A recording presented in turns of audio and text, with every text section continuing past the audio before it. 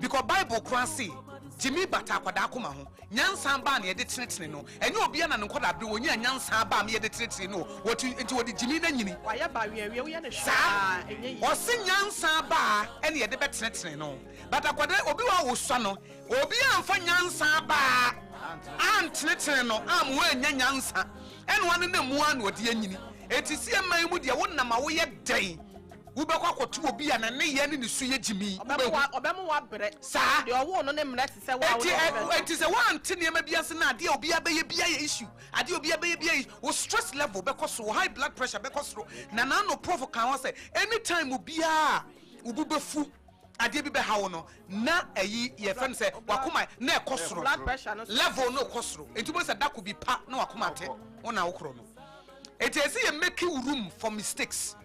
I see making room for Jimmy. And no man you antiti akra ya no wa obuafu ne sa.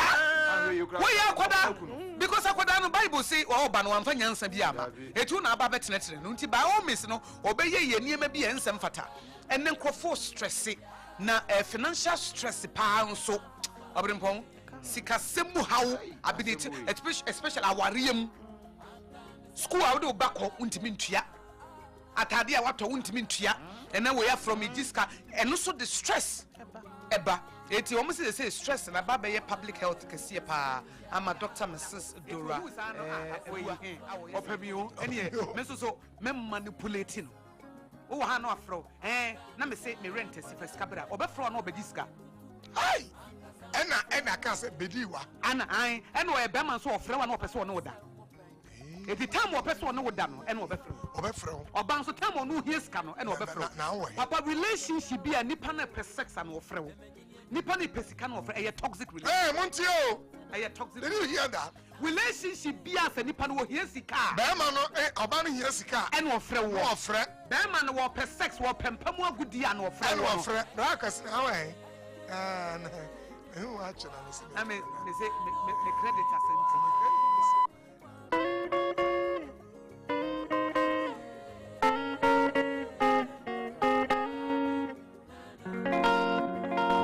I chairman and yaji. Now, so make a need a famous.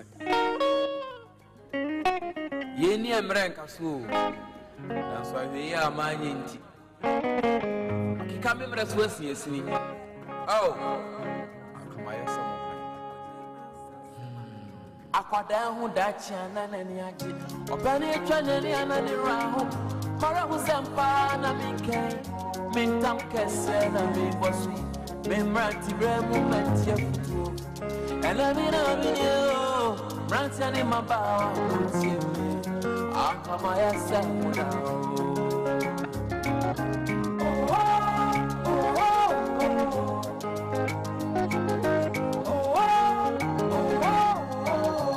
akama ya semupe suku yima ufoni mikobi Nanso boda boni semti manyire mi wenso dia we many wine so my yedi kan be dia chire ma fo nyina ye jami ti mamu for body so yi mi agro mamu for body so yi mi agro anga everybody nyasa ne cha anga sanfu so mi kami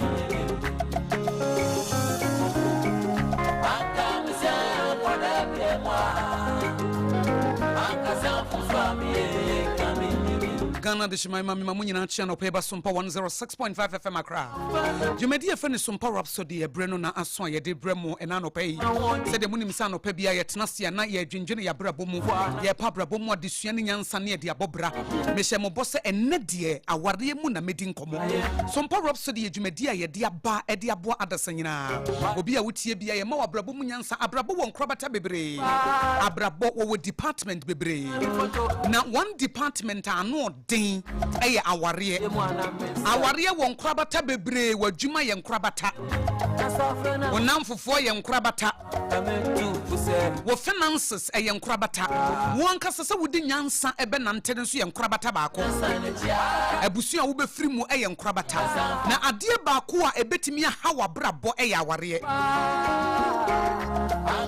nanso se wotie Sompa Rhapsody you will marry right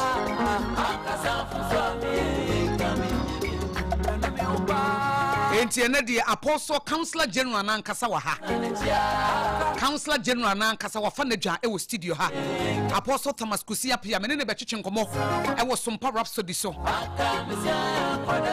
ene ye bowura ya ware ma no payo enti aware fo mu metie ma me ne papa bra ne betie wunya nware kura betie fisa aware ye no ye nwura mo wi ansa na yesua de ansa na ye wuram ena wo wuram nsu a on obi se the journey continues na wo toa adesua no so enti anopa ye ba besua de wo ya ware mu na counselor general de aware ankasa de eho adesua ne ho nkyerɛkyerɛ no nyame de adom no enti na me apostle Thomas Kusia Pia wa hanti mo amu adwuma mu no amutie Sompa no pa no mo mfra mo adwuma yefo nyina mo ye adwuma na mo tie toto bashi wo ye adwuma nyina na wo tie ejeni mo ye adwuma nyina na mo tie efise se wo fie djua ene wa bra bobedjo ye frame de nyame hye na Akosua goabo adwo betimi aframe Akosua nhira meni Reverend Professor Joseph Osafo du ene ye de Sompa Rhapsody ebremo efi adwoada ekosi efiada ene matena se ye kina prof ebetena se wonim se anopa no ya sesem kura ya sister radio dynamics ne kura ya mamo stories awari sikasemu abrabo nyansa nkwadantete ye de nyina mamo wodwumadie yi so personality profile ex convict wo nyina ba be ko mo story e wodwumadie yi so ene apostle me ne di nkomo wa awari ne mom da achi bi mehye da na ba ni abawura na brabo mfise ye into ye sinipa bia ye story ne nkola abrem challenges abrabo mu nyansa na dako me ne di ho nkomo na ene de awari enti na me de ne ba ye enti me nhye dan ha ne bebre na da achi bi ono emu na me de ne beto paso na matwe na basa ne sre na adesua wanya e wa abrabo mu no odi bi nso ama na won so de aba obra nyansa ni ba akofo tirim na sa wo pere ahwehwe nyansa wo benya Hosea chapter 4 verse 6 was in dia me man ni nti wo mo yera na ade ba ko e wonse wo ye me de say because you have rejected knowledge I have rejected you onyame nko mpuni po onyame mpuni pa onyame panipa asempa fi se obi a obesen asenua so wu ma ye de na otimi se he odoni pa nkasa na me wo se ade ba ko bi wo ho na wunnimu a obe reject you se wo bon a se wunnim dia onu awurade obe reject you eti yempese nyame be reject you se nyame reject you dia se ne wakamu the nyagobo nyame reject you dia se wakamu enti ye dinim dia bro ena enuhu no adoso dodo nanka minimu anka mihu yanka obi ka chem sante Akosua metie wo ntem anka manya aware emre bi me kwaso bi koye teachings wo ho se anti Akosua sanim dia wo de ba ye enka mete ne ntam a enka manya aware na minim se maware the worst enemy etu se nimdie nyansa nimdie knowledge and a wisdom eye powerful se obi wo bibia unni a ohu sa nipa no wo bibia wo wunni o wonimdie bia wo wunni ntina ama ono atimi adi ye wo sa de no na mama first day emu oduro ema perfect baby diapers and just hot kenke wo mo na ebo mi chido manopa yi na just hot kenke ye wholesale dokono ye tu ede ye party ye de ye tu eton na ye 3 Ghana cedis per ene ye de ma wo it just hot kenke ye Joe's bread and pastries for wo mo na ebo mi chido mama me de Sompa Rhapsody dwumadi abre wa no pa yi eno wo mo na ama ho kwan na eboa ye me de nimdi abre nkrofo na esesa ya setena mu yedie ema yenya nkwada ntetie mu nimdie enti se wo pedokono ye ton 3 Ghana cedis ye just hot kenke 3 Ghana cedis wo mo customize wo package ni ma wo na no na me kai tese no baptist ye order 2000 balls of kenke every just hot kenke wo mo de ban so ampa ye customize ye mo de green pepper ene ye sam mo de sadi kan wo mo de nyina ba wo bi customize obi o de fish ka ho red pepper green pepper cassava okro de opa bia o de be ka ho ma na dokro na mu ade 3 Ghana Ghana cedis. Obi pese ye de carrot ni green pepper chicha de gu omo ye de pepper.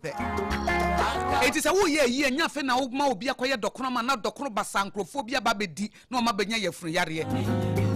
Na no mi ankasa ayi mi producer ba ko Tony Betman say ye wedding just what kenke na tue mu say ya. Me ko ne wedding asikodi dokono mi di dokono. Me busan say na dokono e wo defri won say auntie Akosua na nya just what kenke e he fa ye hwa. Eti be ba cho won so frɛ na nkrofo frankasa nkrofo make orders. Eye 025 606882 eye 025 606832 Jones Bakery Ewadome Commercial Bank Chiho. Make your kenke experience easier, healthier, and more profitable with the Just Hot Kenke. Samsung perfect baby diapers ebo me chido manopei. Perfect baby diapers obati diapers no mo banom busa say perfect baby diapers na se woka se woni bia na se marketing no wonti ase. Perfect baby diapers a young kasa. What the ball banner to one, Emma rushes, Emma to home. Perfect baby diapers and I want the ball bar. Gentle care, perfect comfort designed to keep your baby dry all night long. Diapers nibi wa how the bar down and rushes a good to hunina. Ojana na na so ogun so na pepia fa ho leakages ahodo wo de ba oba wo ba no besu saa anopai wunim se Sompa Rhapsody de yen kamfo ade fon ma wo what is ye ton bibi odwumadi so akotobi eye perfect baby diapers wo frɛ perfect baby diapers a perfect hygienic limited for the aba wo se Sompa fo na asoma mentimu ntubi me betubi na me soma kwa akoton eye 0531099889 eye 053 10 99 889 053 10 99 889 and yes answer 0303 957965 0303 957965 ofra was Sompa Accra for an asumame a perfect baby diapers. Na Sompa 106.5 FM Accra your client service line I did juma yam fan say opese woni e be ya juma opese obe interview opese o ye advert wa ha e hu hia say obeba do me Watermelon Street baby e ben Rising Sun School no anasa do me market ofren a wo twa ye betimi ye bibia e wo WhatsApp Telegram wo betua bibia wo payment bibia be koso kama de ama wo e 0531886216 so wo pay your rate card no wo pese wo be ye advert jingle bibia interview na wo pe e 0531886216 says Sompa Rhapsody na pesa wo baso be kan story monim se nipa bebre badwumadi yi so be kan mo story ma ne boye e 0531886216 TBM e 053 1886216 where yes Sompa Accra your client service line. Somebody joining me live and come on me Baba Shasi joining me see our Facebook like it ne share and buy na with them yes Sompa 106.5 FM Accra yes Sompa 106.5 FM Accra and na YouTube no yes Sompa FM live your whole lives is here your TikTok no see you just short videos no there to your TikTok page you know it your who follow who bet me a follow story na kama it brasesia e wo Facebook e Sompa 106.5 FM Accra Sompa 106.5 FM Accra ma aketuapa and a YouTube on Sompa FM live and a TikTok on Sompa Accra 106.5 Eti for Ebrenwa son say yesua de ne say dem di kankan me bo wura wariem me wo the Councillor General Apostle Thomas Kusiapia ewo mentem wanti me konoma komana akwaba obani memo akwaba anti Akosua Akosua shira ejoso na bibia boko de me hu wache I was 16 years me hu na say young girl omu from me refusing to grow. Now, omu from me refusing to grow. I and obisu from me evergreen. And I say I had the asidamanyame. And evergreen idi evergreen ampa. Kroba frame that so producer never. Semia.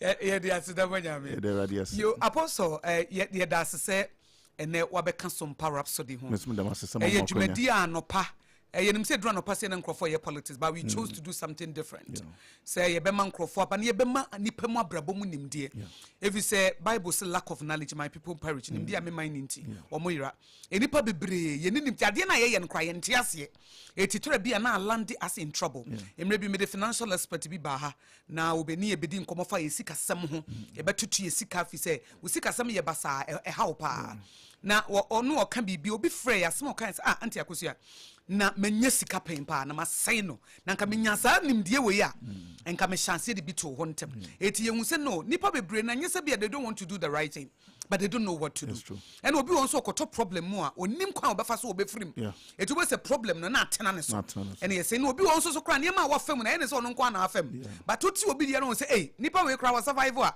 apostle etimi survive Akosua etimi survive etimi say so there is hope for me and unti ye dey buy for nipa eni da so eni nimdie ni nyansa eni bibiem tie na de me bedi aware mu enkobo Akosua nyame sham bebre I think say eni uhwe an nkrofo follow trends obi ye de ebema nkrofo time follow omo ni we but to say na wo train say enye just trend yepe dabi na emu nimdie ebeboa na de mpeja ebeba nipa brabo na mishaw ready share your papa prof so o chemade ono na yiri na chemade o university and the professor Osafodu all right Joseph na misha no and then the wife Mavis Mavis me madam na me boss etina ba be ka tren say me boss na also we now we a student o che course be psychology okay ampa sentina omunya kan me nya good foundation so the council general na amaka no it's about psychology me wo ho ba na spiritual mo ba bia bigemu na say theology wo ho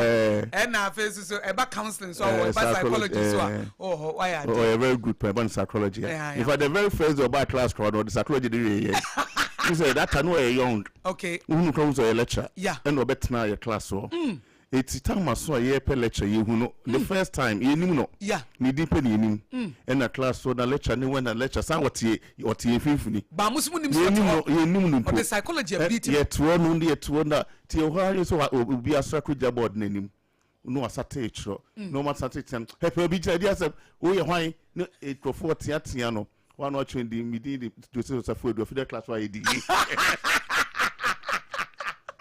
yes I better class one money tell you na obia bia di edim no ne wo say psychology ya sha ase ya sha ase yo mate apostle we die ene die ntia mede waba no aware bebre egu ewo ye man mu ena bebre nso tete aware na senso o mani nye enti oba wonu ne ho so ware ne kunu okunu so ne ho so ware wo ba no ba to de bia ya na nimdi aye ninti ne yeyera no de edi kan ansan na me bi no bedi nkomo wo stages of marriage aware ye chance wo he na yakọ he na akodu sefi se bebre na anim eti wo chance with butterflies no a or do say butterflies na be carry it through but a bedroom maybe na onya sa atenka ne biem no was mempa me kuru biem mempa me yiri biem any ade but ansan ye be ko stages of marriage no aware steps a ye be take aware anamontuo aware akwantuo no ehemfa na chance ansan ne ko wie no ye ka sa aware ye den Akosua me san fan check se ma Sompa F1 TF nyina ne ahwefo asabri omo hwe wo Facebook any other social media platforms Mr. TikTok ne dey ka ho na Akosua me kan in time say uzi babia menya kwanya bia na me be ka ware asema ukotu bibi se se ni Bible se ni dia me manye den eni no na wo san kan the second part what na me den no o se san ni pay your marriage reject Akosua ye be sha asie sentry mu bi hia ne de beboa ye ho no ene u be sha asna wo kasa na e kom mema side mema so obeti di aboa no ho no na so fon kan ma ne de unya share man the assurance no oto na so fon kan mema ne de na se uti nya nimde na eni ho be reject nimde no ya punimde no it must straight efu asa muti sompa say ya base be sompa de a mosum nya sopa na mu fantie say the e betie no e ya media mama ho Akosua obi bi o tie bia ngeza e ya media enye obi adia in fa obi tu oba cheche unya kan ye we de bra kwa me wo ha ye we de antia ma wo ha ye be ye na ni die ni enti da wo kan se obi a wo tie bia no eye wo dia on ne ne kasa men kasa na nka meyere wa ha na me kunu wa ha nka me kunu wa ha eye wo dia nka bra kofi wa ha nka ama wa ha eye wo dia Bible no kan was one kasa ni dey no see the knowledge is available but they have rejected it adia ba kwa na ye ka for lack of knowledge as ni dey ni wo nimdie ne wo ho but o ma they have rejected it. It's my sword or tearful be as men reject it.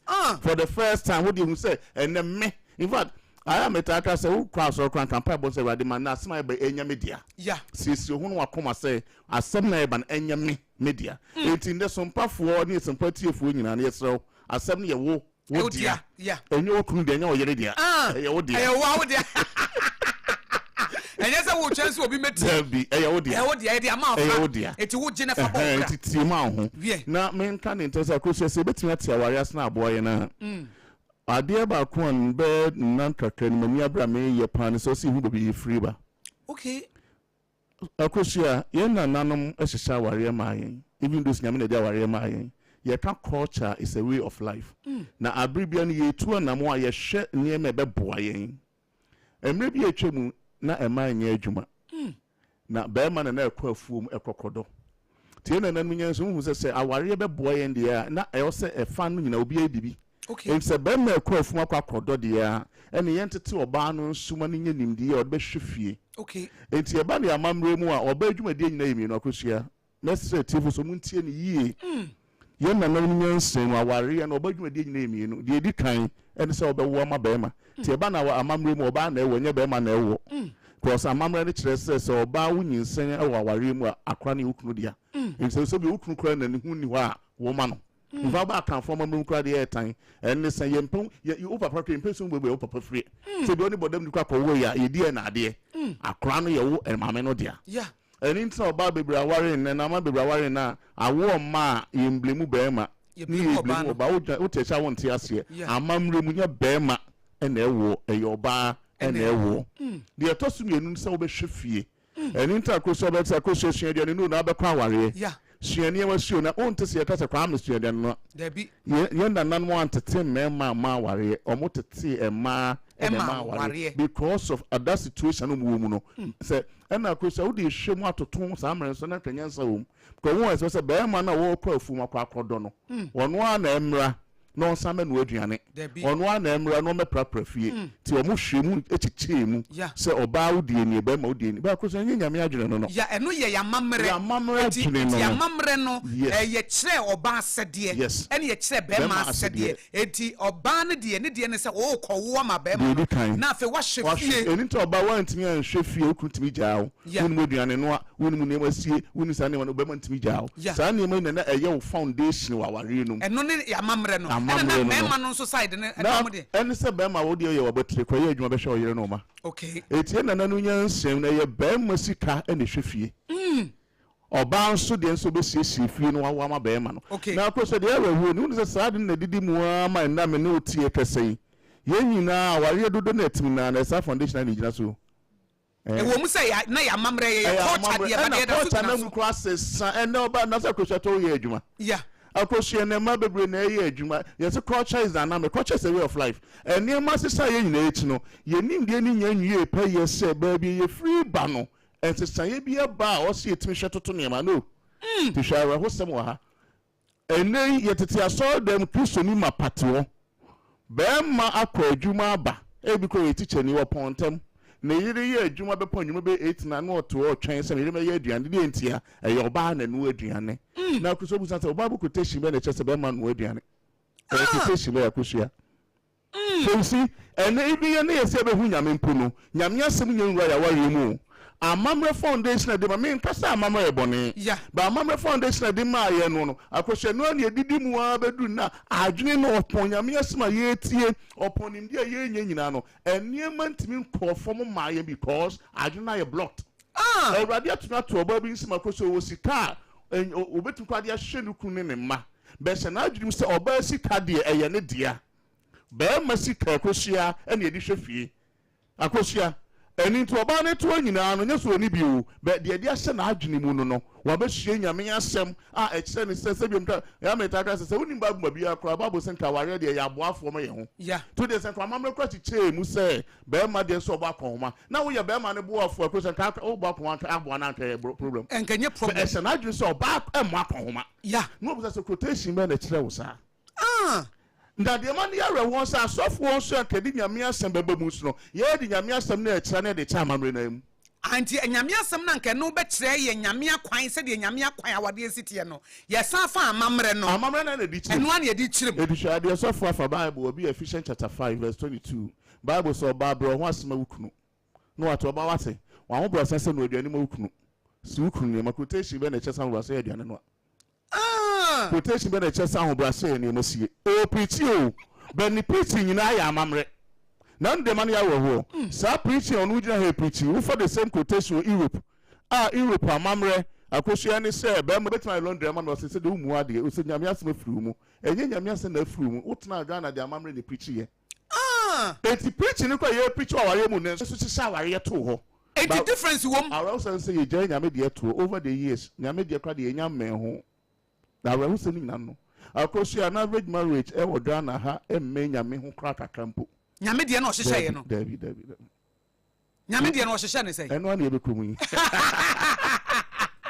na Akosua da nyame aware ye be edibe hunu wo rose sanka we problem pie ni aware yem nyame de no nyame kwan no ne se de wo kan se eye nyame ne bo aware enye amamre ne amane even though say ne amamre ne amane no wo so ye wo mo de ye culture no ebi nti ebiti say wo betimi akọ enzemafo mu o maware enko wo betimi akọ asantifo maware enko enkranfo wo maware emfantefo wo maware eti obia wo se de omusi ware oba de oba ye de be ma ye but enye no ye se ya be ye Kristo ni di a wo Yesu ma na wa ya abode foforo ene madada ni nyina atwam ne ma nyina ye foforo eti esese ehu se nyame aware ne de he ye kasa biblical marriage ene de ya eno ne problem no eti de wo kan se ye problem ne se ya fa amamra no ene ye de church Bible diem enu nti na ma ye nya problem Bible diem no se nkede be kire amamre no because ade ba kwa metaka kire nkrofo ne se nyame ntia wa amamre na emu amamre bi akutie nyame ase na ye demonic ne se nyame wontia amamre na mu se amamre ne nyame asem bo abra we ko no di nanum ase ne bebu atenye wa amamre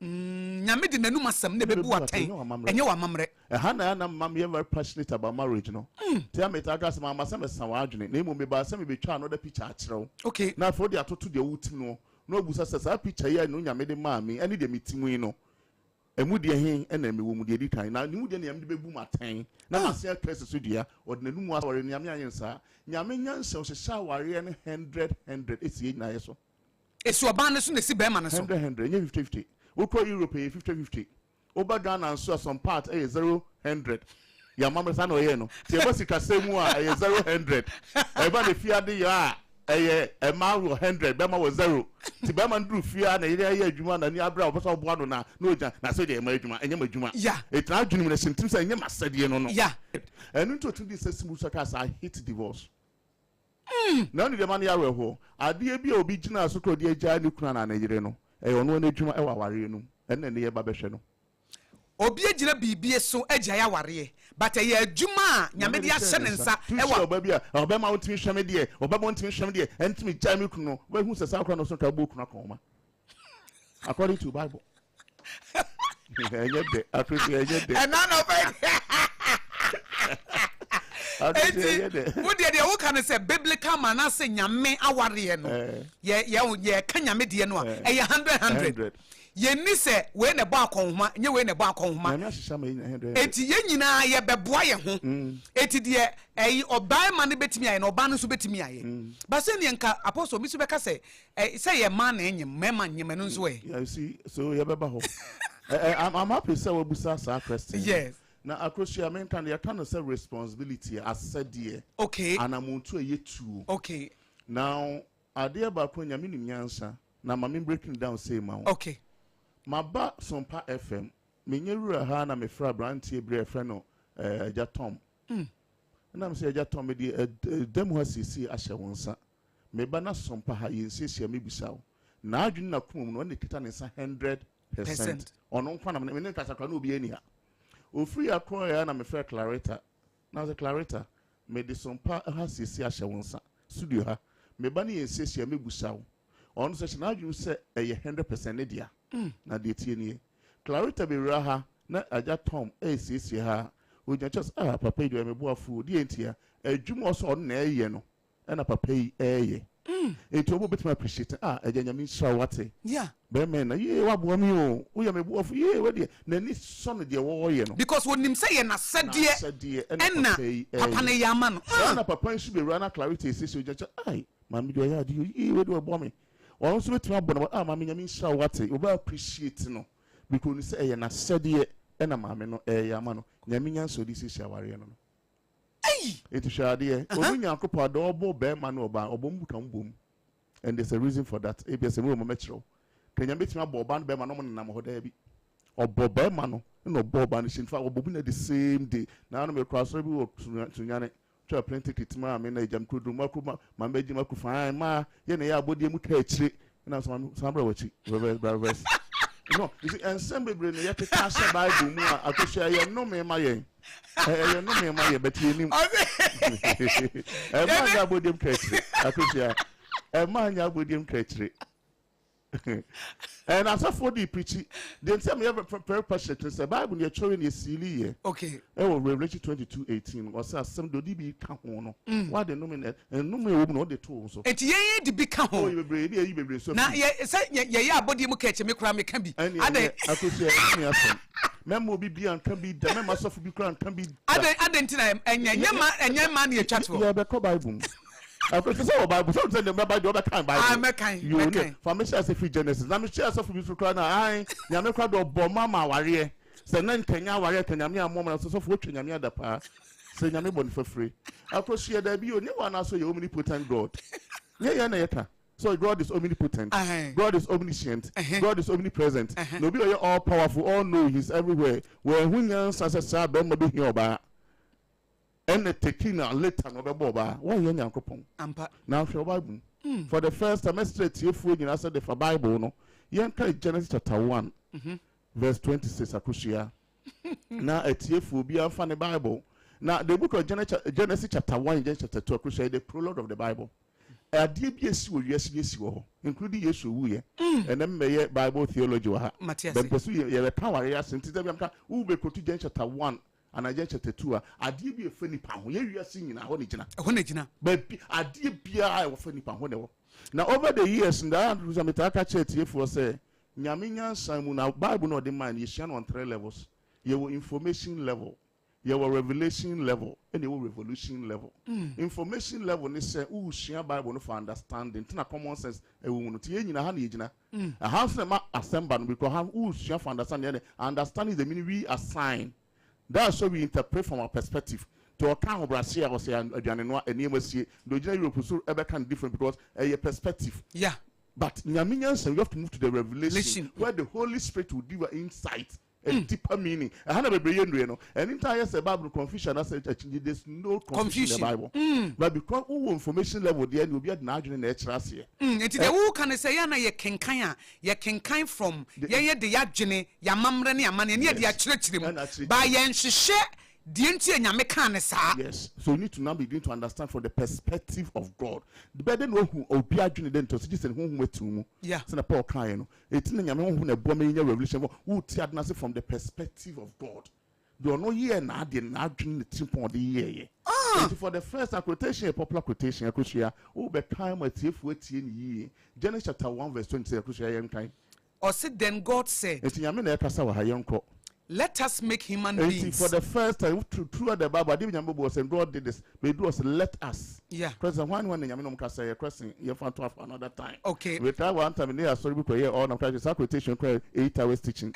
That one let us know. Also, Genesis 1:26. 8 hours. Okay. Okay. Let us. Let us make human beings in our image. Christian, come on, the New King James. New King James. No. Okay. Because how the band yet clear more. Everyone for confusion and free. Okay. For human beings, that's how crowd and the next human beings in a bet man. Okay, Mate. I'll say, then God said, let us make man. Okay. In our image. So, of course, how man know who in a singular item. Yeah, man. Man, singular, no, I share papa original way, I share me and I'm a boy. Man, I am a professional as you because you're the literature nature here. Tini per man. Tonight you say I'm a born man. Who's a old dear credit and the name word does human beings. Yeah. And I'm the collective. Oh, so the problem near the interpretations, no. Okay, in church, man, that's not it. I shall be using the term man. Singular. Yeah. So man is singular na meboa. Yeah. So you can never know a product better than the manufacturer. Yeah. The warrior na didn't ma dey chain. Yeah, into man na no pa kire say. And na say we. One no so hwehwe. Enye wo na wo de be hye ho. Na dey dey kwa hyem da say man dey me amete be ma mete be ma. But the warrior na dey robu say dey no warrior. One dey na do wo plan. Na man na ye den. Make man. Now some man will have our image. Our everything here is plural. Akosua yanko our image. Or say, let us make man in our image. Yes. According to our likeness. Everything is plural, our likeness. Let them have dominion. Hold on, let. Say them. Let them. Let them. Akosua how plan you. It when you crumble, ni pana war plan no. One more you na dey inside here them. Akosua so the literature church here. See, so what you say man here singular. But I say let them. If you have a plan, na woni the warrior what the warrior. Yes. Let them. Because nanka ye singular and Quebec say let him. Now need the essay. We are now common sense. Common sense, which will say, because SS your friend is saying, we can shala a optional, we can master a compulsory. On the question of statutory law, and I mean, so about law more, constitutional titan, who shala a compulsory, a buffer. A question missing can be you. Yet the parliament, the Shamra, so your interpretation of Supreme Court. Yeah. I know my friend, you want to interpret by a constitution, but I'm not Shamra. Yeah. But now we have a problem to the Supreme Court or interpretation. Yeah. And every discipline be defining the context. Or ya near teaching is a Bible near literature. No, and Bible goes beyond literature. It's your best for the first TF who can't Bible shame we man for wide range. Bible penny book question on one say. On one can say interpreting what Bible be when you mean your Bible. On one yes, even this man, we don't call the revolution level a different thing. I mean, yeah, and I mean more than just the revolution level. So if you are the planning stage, you know, on that you say, maybe let them have dominion. Or say, let them have dominion over the fish of the sea, yes, over the birds of the air, and over the cattle, over all the earth, and over every creeping thing that creeps on the earth. Across a full stop, Abba. Yeah. Our plan here, you are giving me your plan as well, yeah. Yeah. Therefore, verse 27. How do you know? So God created man in his own image. In the image of God, he created him. Male and female. He created them. And the Adam and who is now on your Boban, be my common watching to Nipedia Bakum. And be to watch them. So what will we? And Yamia Bonipa Bakuja, because male and female. Or can you permit boom? The Adam John no banishing. No banishing. To show you, verse 28. 28, you know.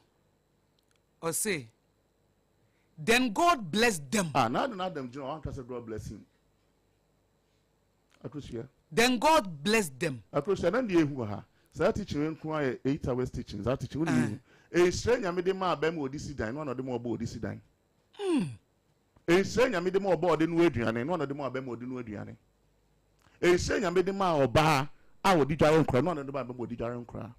God bless them. Just last night I was reading while I said there are many prayers cry here by a Yemen and Copon. Had the Yamibu and Nipa do difference to Shre Nipa. And he saw them bumpers strange and another teaching. You're insulting God. Yeah, because Shre. The first one, you know. Yeah. You need panic when you said this shy. Yeah, and he blessed them. God bless them. That's the first thing God did to bless us. Akosua. God bless Adam. There be also God bless him. There be also God bless her. There be also God bless them. Oshira omumienu. Akosua na ehunu. Na se kenya betuma bo mienu anante wa no obo bema ene oba na ode oba na hye bema nu. Why? Everything in the Bible e woni meaning. Bia wa tire. Nyame nyansa de be kira sia to anu tum. Eti de di kan nyame bo mu mienu bom. Akosua duru ada nyame bo ni tin so obetete omumu no. Yeah. How many go to John chapter 2 verse 18. And the councils in the preacher about it. But because they who are Sabia. It's ya made the time of the mail for a come up machine pedia bakum. I fell no person to mumu. I don't want it so better to muape. Tenenu wasem. Now me kwatna radio bi so me yes ma me town se betra so bi na ene ya me bo ne ma mienu ene na Adam to no ayi ankona no say radio ana me come say madam mani me tata sanse no quotation na wo twan no bi eni ententan no quotation be na wo ta se wo se nyame se dia ene about quotation say what do na wo tell me any problem. I don't challenge people's opinion. Yeah, anytime me tasa tana be ya me challenge no masru ndi etia. Yeah, because I want opinion and I don't challenge your opinion. Yeah, me mo be kan Bible say there you have to prove it. Yeah, because o ka say the scripture na e kan dia e say wo se nyame na kan ye dia e say wo the Bible ni prove. Because the bet me abasa ye wa mamre ne wa mane mpo na wugina so de interpret the Bible no. But you see, ma say me ba be kire wa adwene nyasa kan ba fie ba je unyansa ba ha. And the two, that's why I'll not even argue with you on your opinion. Yeah. Because I also against it. So also be so chama dwan ka ba me ho. Yeah. But you see e tanya me adwene dia nyanyina so de kan yintie. Yeah. I say unya nyina so de kan. E dia go share de di kan say nyame bo male and female kan mu the same day, o show the same day. Ya je tum. E tin hira wo de ma oba na no an wo de ma be ma de o de ma be ma no an wo de ma oba. E unya nya bodem kreche men kan bi da. Ya be yanim now verse 18. Genesis chapter 2 verse 18. Genesis 2:18. And the Lord God said. Now when they say we akrochia. Sa be ma yi a wa bo o ma ne be ma to mo bo mu ni nam hoyi. Nyame hwe na no yenti nyame nu asem. It is not good that man should be alone. The word alone here means all in one, not lonely. Because now Obani Shebemanu. It's not good that the man, not that the Nyami boy in it is good. Yeah. For the first was it's not good. It's not good that the man should be all in one. That was the word alone. That alone me. And you're lonely. And you're lonely. No. Alone no patches and yes omu nyina be ya back e hyem wo ho and sometimes say we am say because such 8 hours no ye ma link to bibia choose say no hwe aha na ya so fo yakun nipa no ye tin krofo abro ye preach ni nyina information level perspectives any your common sense na dey check Bible na say nyame na kasa o nya nipa na kasa tu nya nipa na ko nyame nchen onu nyame na no asem say it's not good that the man should be alone. Appreciation enu asem. I will make him a helper comparable to him. A helper comparable to him. Nyame ankasa I will make him a woman. What do you know that? Nyame ankasa I will make him a wife. What do you know that? 2 words are enimu say a fadi wo be yefu be manu no. Ni nyina wa nyusu ha. One woman, one wife. I will make him a helper comparable. Hani akokro disa aware. Akrosi aware hu sempa ne ba no. Ye wiase problem nyina no. Eti aha no Genesis 1:8 anya aware ho asem na no woka. Akrosi aware hu mani krata tani so. Akrosi aware hu. Because ye nyina ye hu ni say aware nyina so ni. Akrosi aware hu. Adi bi efe dipa bi ha ne wo. Say nye say ayi be ma no nko abetena na mebo ne se so boafo a wo ye ma no. Wan ka o make me wife. Wan kasa me ye yere ama no. Wan ka o make me woman. Wan kasa me ye oba ma. Woman wan fa ma oba no ha. O ka se kasa me ye oba ma. Woman wan fa ma oba no ha.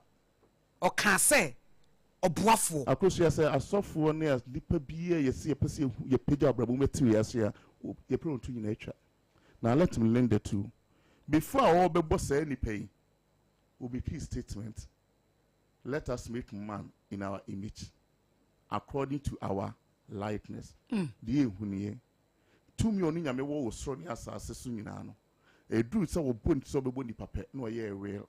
Was let them have dominion. It say ni pa mbebo mu 2 mi bia wa asase so bia mi nyankopon mi jai dia ma wo mu. Enye dia bio. Let them have dominion. Let us have dominion. I say let them. 2 million media but media money pa assassin wa ba to one na odi ni pa ba so no we di tan ye ho will our relation with 2 million was let them have dominion. That's the first stage. Nipa ni so nipa na ebe nipa ni na body nyina so akohye wo wie na wo bo mienu bo mu san hira wo mo so no so hira e through time we separate ha na ehu no was the entire me separate nyame ebo bia san bo ne boafo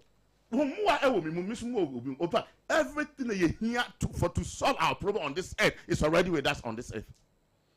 problem bi a ye fa mu bia nyame de ewura wo bi mu that saw the one with me bomb person the man die na obi asisi that ko ni obi to atem yeah hokra ye empty obi akra na ho Akosua every problem wo bo ho mpa ye no the solution is already on this earth e so obi mu ade a everybody nyina de ti nyame hwamo e nipa onyame abode nyina de adi ni hwamo ye nipa me just saw them na say mo problem nyina mo gina habo etimi ye revival solution was saw them we man everything you are praying to God to come and solve it for you is already in this room. The minimum persemin kumunyani grid ne ayi and na mayi na ye every day umuni adum enti solution yam de man so the aduma chede she obi e mu yeah and na ye solution for ye nyina enti Akosua wo de ewo mu no se wo hu na wo de ye nsa wo de solve obi problem yeah me so me de me de solve problem so God created gift into all of us so ni nyansa mu no ade bi a wo hia no the solution as onyanko nipam we are helper comparable ya boafo ema ye ho nyame nyanso de bo nipa wo you separate ye the foundation na no and then the foundation for mankind ye me boabo ye ho ye man chechira no so mo fangu den no di no so 2 minutes obi an yini de Akosua na we pia we na we tie we na so we pia e pa we balloon Akosua papa balloon na we obi anya na de entita na we no so ni bibi balloon mo asama mfoforo obi an twindi ndu so na mu hu o mu hu we no so na mu fangu dem mama 2 minutes call na mo fa na emu this time no fa uhu unyedi wo so aboni di na fa hye nsa less than 1 minute na balloon obi ehu ne de ye problem nyina wo wiase na ani de wo mi mu no membu ehiame na emu mi na me hwehwe me moa ene nyene nam ye chinchini na adane mpa bo yesu ebu ayo yesu mi wa wo mu wakita obi so mu wakita it is de bia meta try cross so then yes radi mi bu afo mama ya o bodnya o twenya me adapa totally praise the word of God and ka wo mpa bo se radi bu ame na yi wo mo ame mitma ya mo ama wo mo na de tie ne because Jesus say do unto others it always start with you do unto others what you want others to do unto you then no Proverbs kind was your date so much in the ma no center wo de ye hira ma afoforo number 1 it will make room for you baby that room need na home we nyina so nyina 2 it will bring you before great men till your foundation say selflessness me na me de ya ware anytime adakwa na from ware am dimika beba 2 men charge for ware so de me de do me go de ma me say me fa me ye nsira e ma wiase the moment I made them the year sama afoforo no santa wo kwa me de bebo akwa me nsa ni ho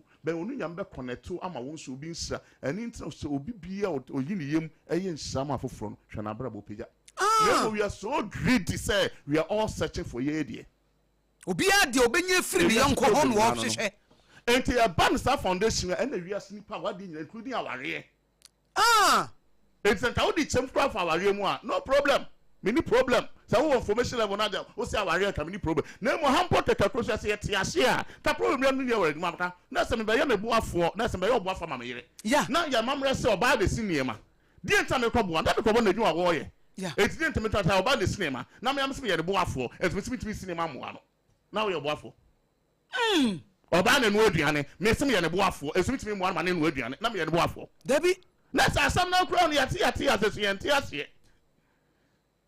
say yes okay yes nyame se be ni se so boafo ama no na mpane ne ampa se wate yes se me yo boafo de ene na ade bia ya oba na sede bia no enu na me kwakọ boa no na Akosua me ba Sompa ha na we presenter ne yes me boa wa me kwakọta security post dabi anya ha na me boa enti ba bi oba ni kira na wo ye na adwuma no ho na kan be boa no ampa se wo yo boafo enti ka problem ne wo hin bio because me be boa wo so be boa me it is mpo fine yes oba no e aduane no ono a se ne me be boa ntimi so me boa me ya aduane no ba me fredwuma ba na woni ho na me no aduane aka problem ne sen problem bi ani ho enka problem bi ani enka problem pa ana se be ma ne se sika ni me ho na wo oba ne sika na enka problem ne sen enye no wan se me di sika to wo ne ye boa ye ho but you see it's say amamra na adwene na block adwene ni tinya me asem ko ntimi wuram it cannot penetrate it oba no giri se ne sika ye ne sika ope baby nyame asem ntimi nya adwuma ya ware ko amamre no e create na transaction wo be ye we na menye we wanya wo dia me so nyame die sani amamre de mai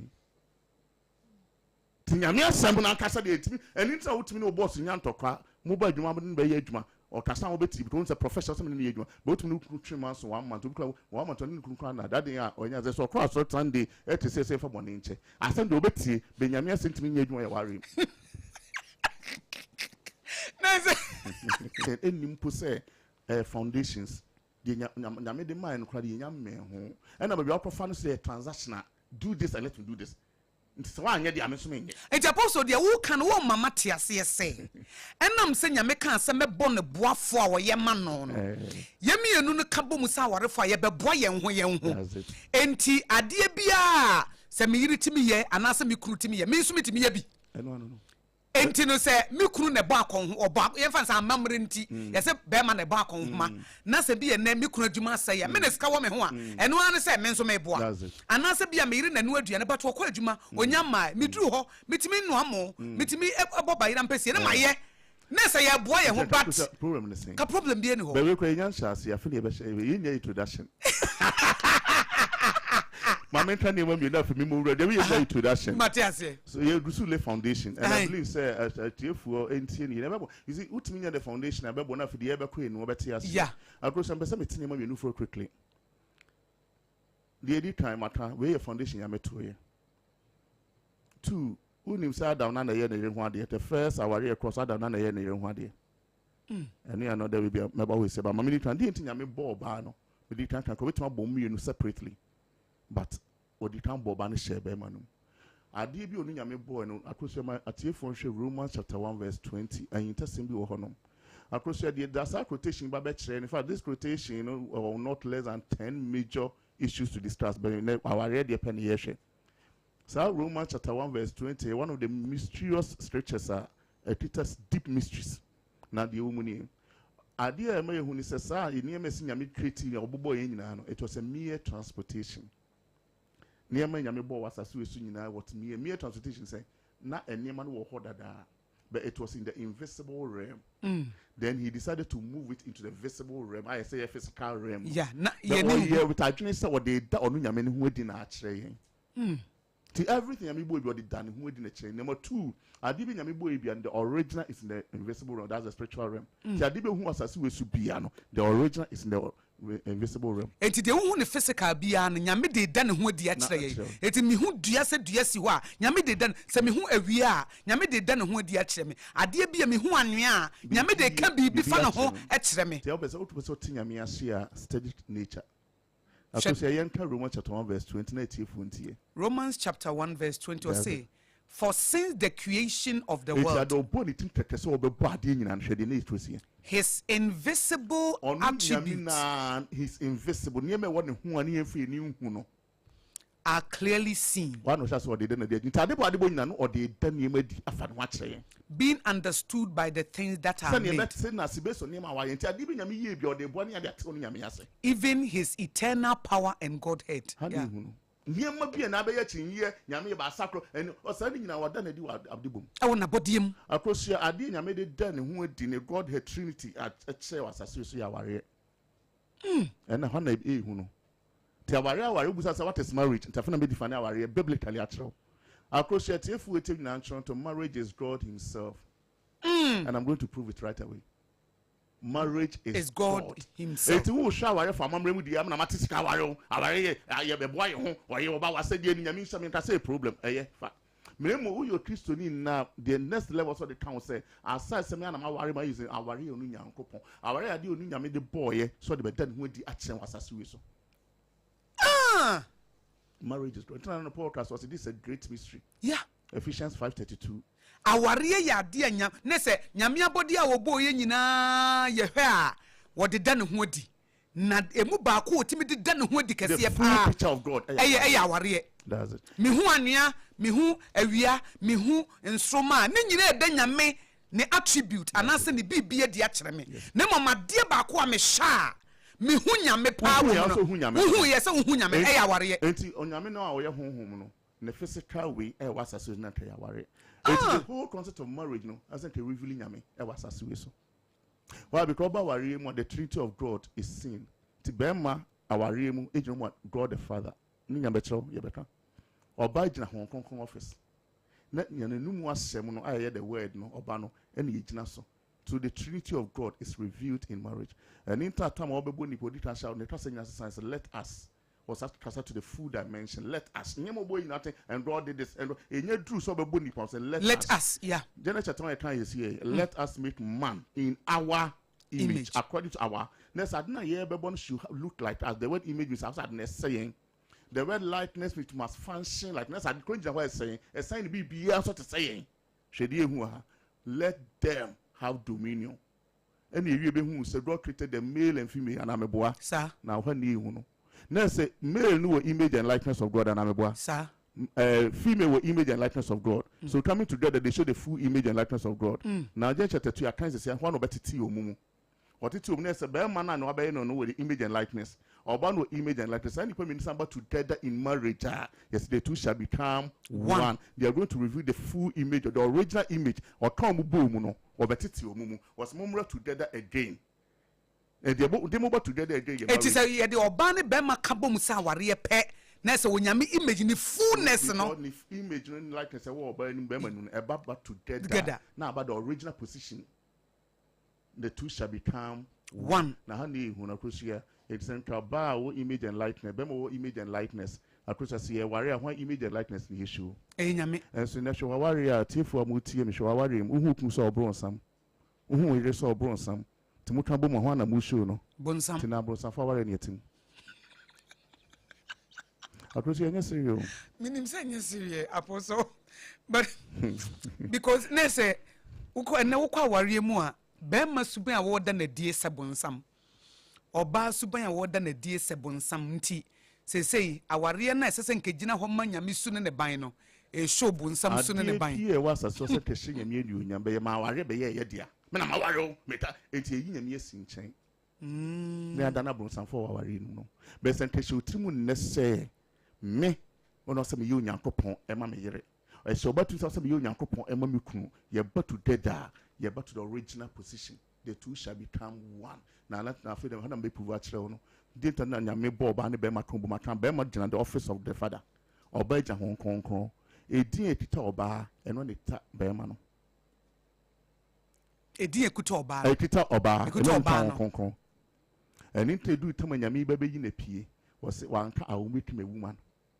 One car I will meet me a wife. Was I will meeting a helper. This is the first mention. Your friend, the law of Usham, my friend, the law of first mention. The first and that word helper was mentioned. Move on to some a small h. But the catch rumors is here say, I did be biano. The original. Invisible. Yeah, fire new. Obey your banner piano one cassa in the dimension of the physical was I will make him a helper. Genesis 2:18. I will make him a helper. That is office. Oh, can you oh, your literature there? I brought for Nebuafo. Sometimes the Bible that when it's deeper than you think. Yeah. Or cast to the dimension of the woman, a helper. I'm not sure. But to me, per Newton James, more to some more Newton James, right?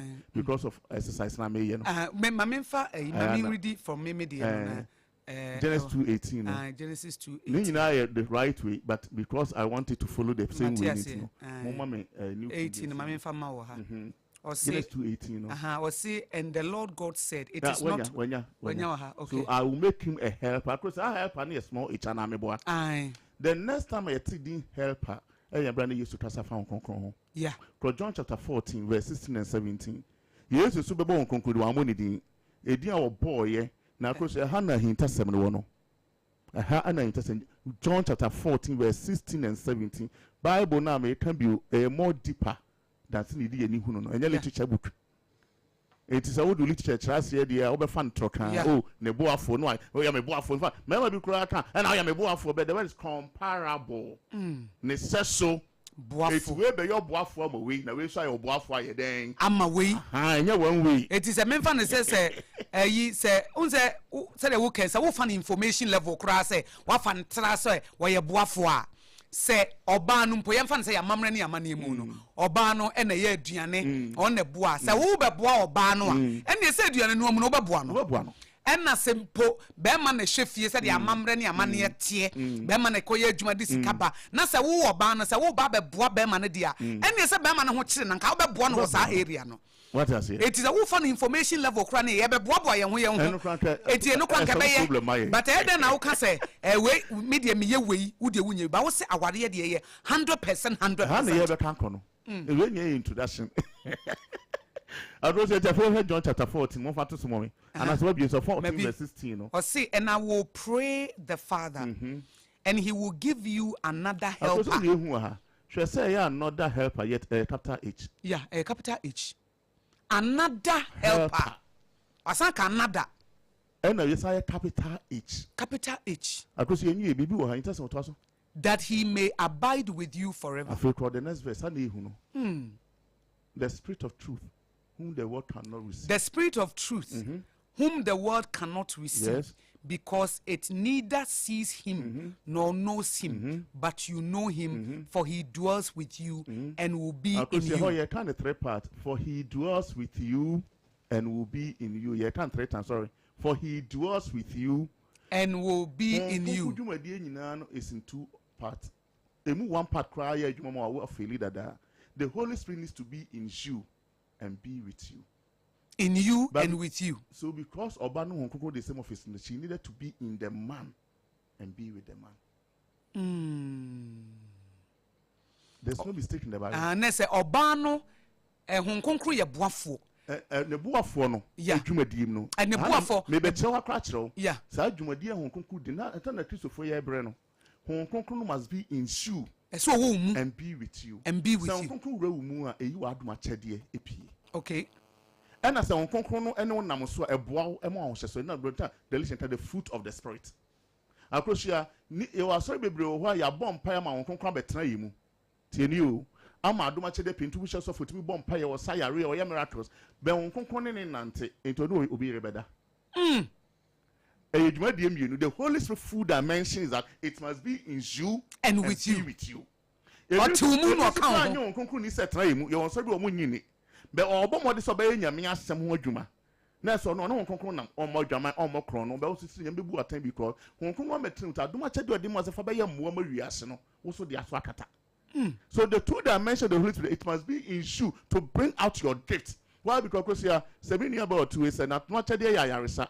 Na we na mpie na wotetua no de wu a nyame wo hia wadu achade no wuntimi fanya kro de pese me bom pese yare wo de ye nkron hye ntu de pese me bom pese wo nkon wo hia wo de ma wo se fa be ye nsrama di power asase we so esa nkron kro metena mu ama wo de na mpie a wo wuntini pa braba bo sei obebu aten because the baby se wo mu a wi ase hia bobra papa se die so watem wo nyame anim and obi nso de ne sen ono de obomode onye boni bia. And as a woman is on Hong Kong Bantrim, or yes, and Chinese of Bompire, or yes, and Chinese. Meanwhile, Hong Kong in the Munino, or you are for your better, or Bebo Jamai, or Besmuti, or Benamon San. Now the question of where we send about him. And so very anointed. Now the year turn on the years to say, Dano, in the better to do these sons, a yes, and Chinese, or Marco Yedru. You do a young one, so if you come on, we ain't. There's a Hong Kong better than you might much the piano, or Montin Hong Kong and Titoman Yahosh. Down on Paul Cassos, if you live in the spirit. You must also walk in the spirit. The two dimensions of the Holy Spirit. And everything you must follow a system. Because Obano Hong Kong office was also the woman needed to be in the man and be with the man. And this is the foundation as when you're in Nessa Bema, oh worry, your wife must be in you and be with you. So what can say Bema oh worry, your wife must be in you and with you and no patches. And one year because no.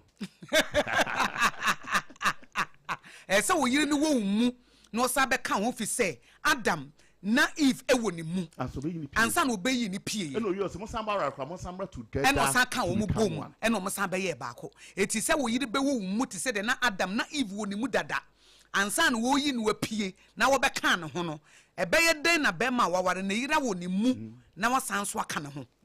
So I think say me ma wo hokro ma me kan ten na oba bi antie ni yie wona won konkon the same office nti waware mu. So and Paul Castle Romans 8 was a sin we say bomb pie and puyan yen do oboa yen e wo yen pie bomu nyina ye hon and na krofu na daba wor say twam obema otimi bi antie ni yi won pie bosafo abedi we resem wa warem oba ne tita won pie bosafo ni pe brabra boy so nto on ware no na brabo ko nanim. Now, 1 Peter chapter 3 verse 7. Now, Paul 8:2 was likewise husband dwell with them with understand for India fantasy and obanentina giving honor. Appreciate in time Bible the word honor a key. In fact, nyame bowa eba asase or stages or the operating with you. The edit kind any cell connected to a parent, but for you're connected to a parent. That's why there's a command in the Bible: honor your father and your mother. No condition. One can't honor your good father. One can't honor your good mother. I need to be I tinti and I'm papa and we need the work from. So I mean our command no be a wooing. Yeah. anytime baby they were honor a key nipa na walk kind of once or your door behind that door there are blessings. It is a nyameka say anna obia that's what in shrebi gunachi. It's true that babu honor go back and check there's a condition there. To honor your father and your man so that it shall be well with you and your days on earth. Now benya kwatenten now one can ayatintin and so be do na no you can't honor your good father or your good mother.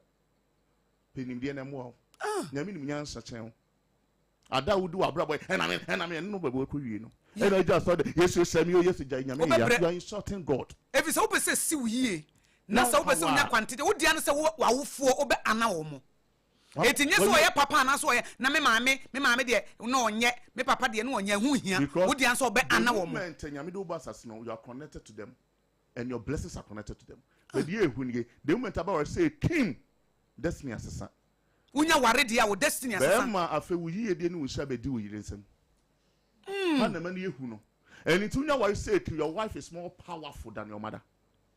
Your wife is more powerful than your pastor.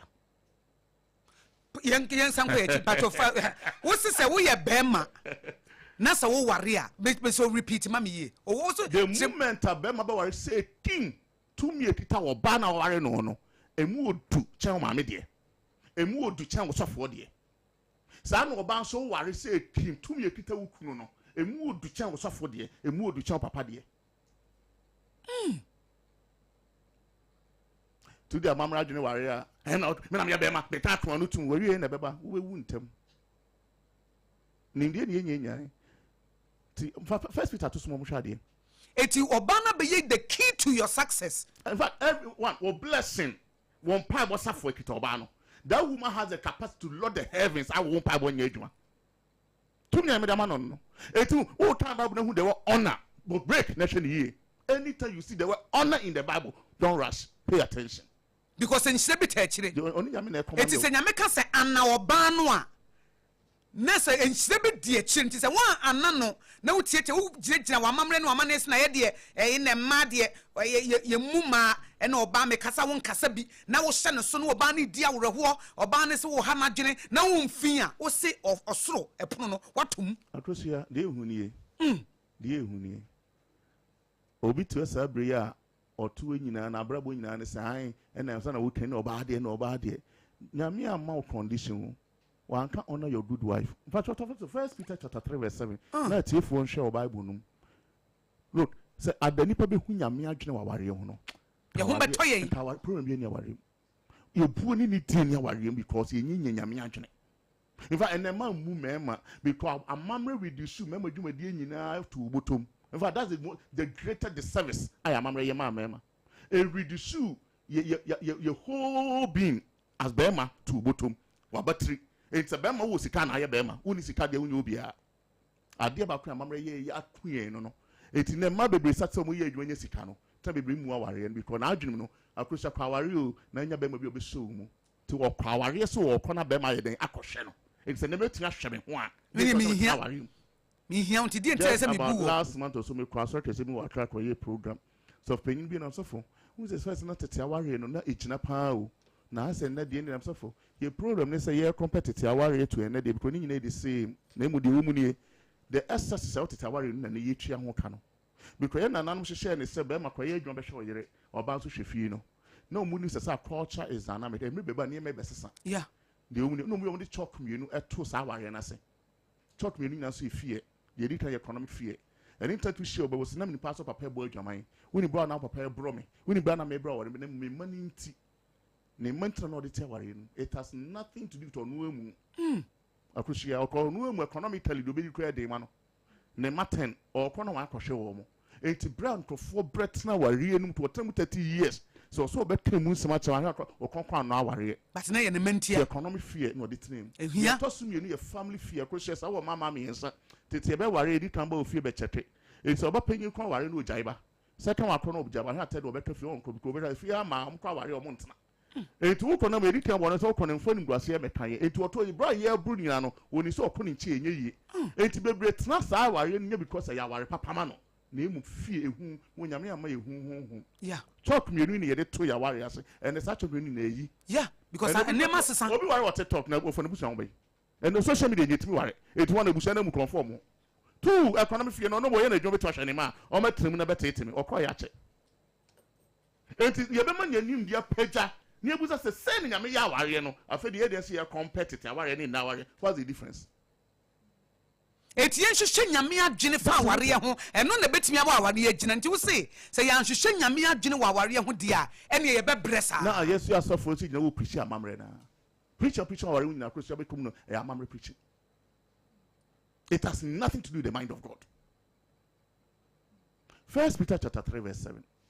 Akosua, anytime I be the word husband our Bible mu bia no aha na memfa nchirichim kranta na mwaye to na busa nyame aware fi min later foundation na fe ye kan ye tinate ase ye nyame bo waware no o ma be ma wasade miensa pe waware mu de ma ne ni Jesus asade me sana kro no de ma oba ti nyame ye be ma no so all pretty as a father. Or you're so pretty as a mother, or you're so pretty as a husband, no, you're so pretty as a wife, or you're so pretty as a priest, or pretty as a prophetess.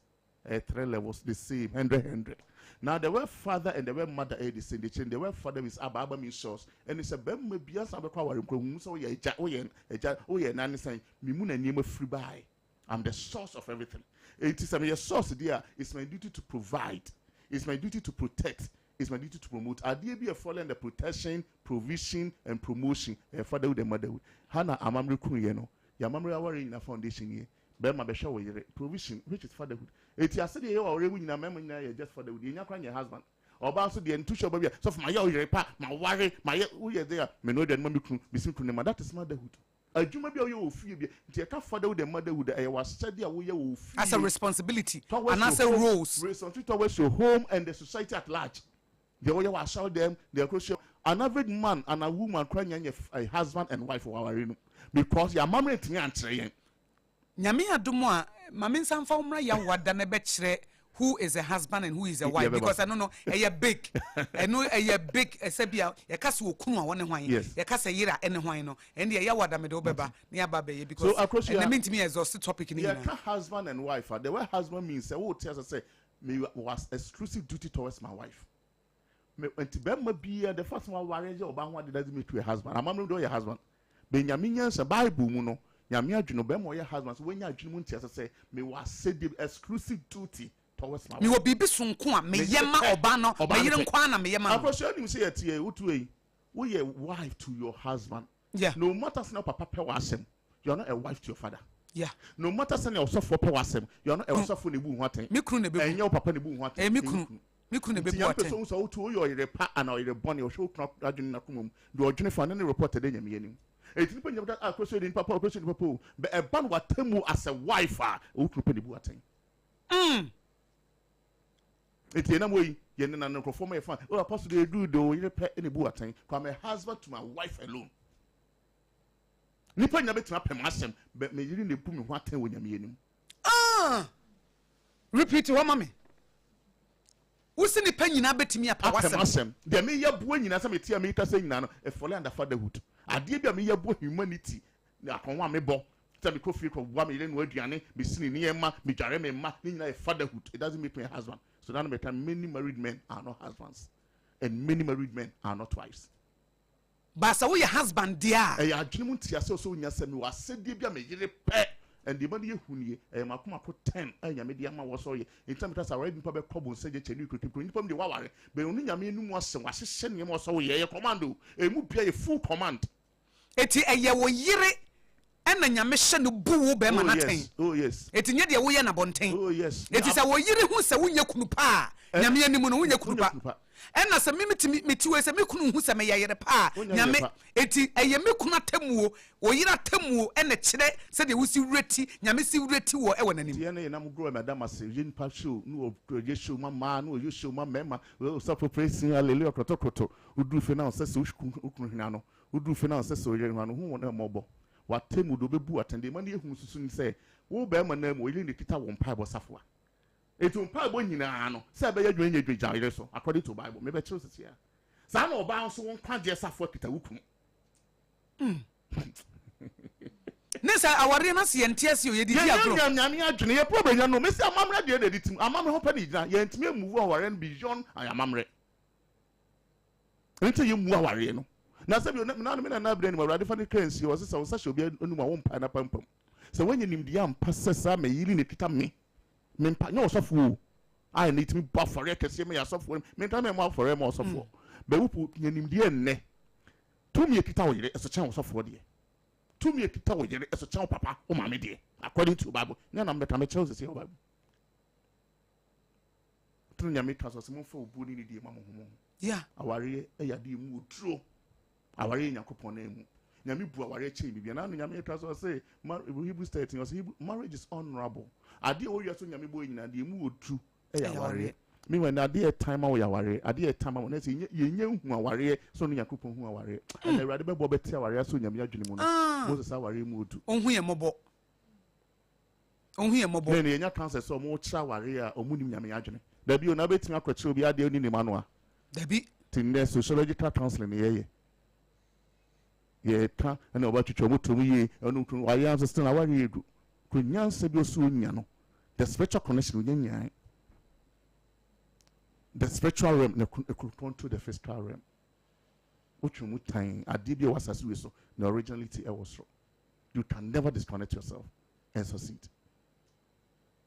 ubu aware animtia ubu kunu animtia bu yire animtia wo hyebre na ubu na animtia wa se obi bia enti nipa bebre no eye nipa na ye kware na ye ni nyame adwene fa ho no ene ye nya kwa hu se sa me ware de hye nyame anuonyam but akose hwe bi ha na ehu no ade nyame ka se me bo bibia ma na nyame image me bo ade be ma na se me urade na ma bo ade enso ama na word image means ebe se me the word likeness ebe na adwuma te se me no wie no so bo ware it so can male and female na ye den ebom won't enu say ware until take over 2000 years yesu ba asase so o be kira ware no say sad o ye male and female no and na sad na ya ware one come man and a woman the word male and female no ye kan male ship say what Bible mu ye kan male what say physical no male and female say ofa oba no the word female tafi of Aboagye ne honhom of abema na ne ho no kabo no shin padua ba kom wo wie no obebo mo physical about the man and a woman level no yes mo together to become one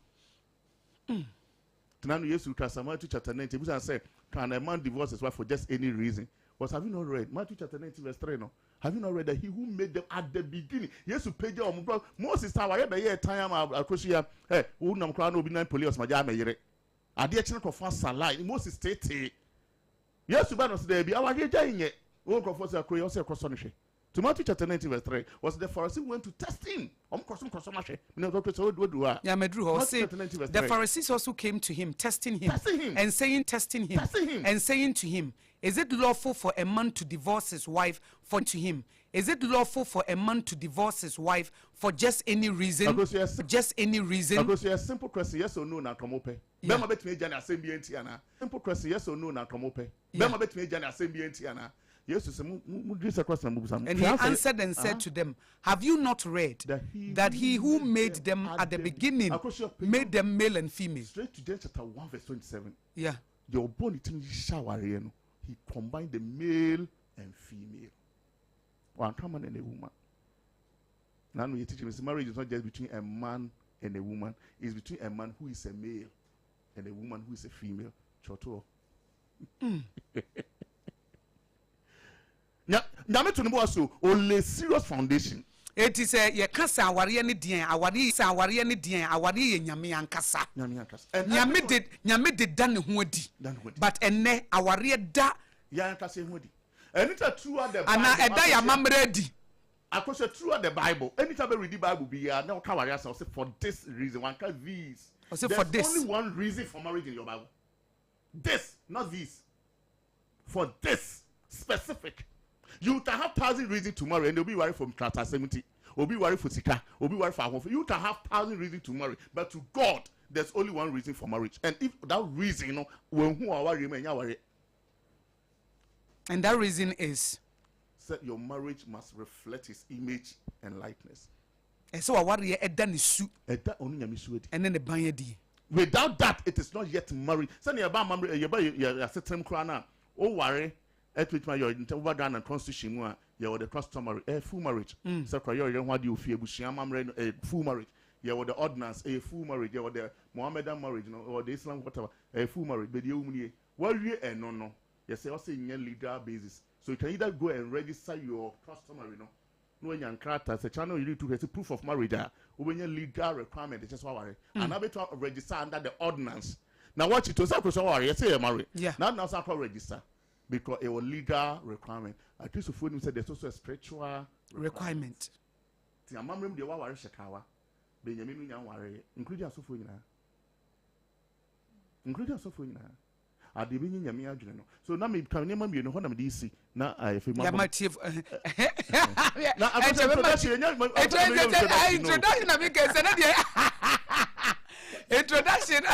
Introduction, don't go on. I'm na.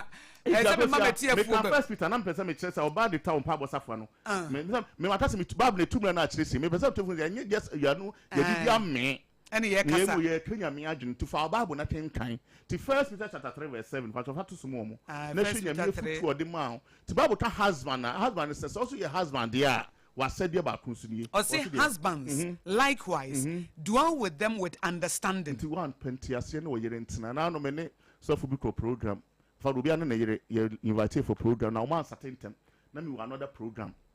And ye a book lunch we teach you to you in a officer. So for young Kranama Faka and no only be seen so for young Krams matter.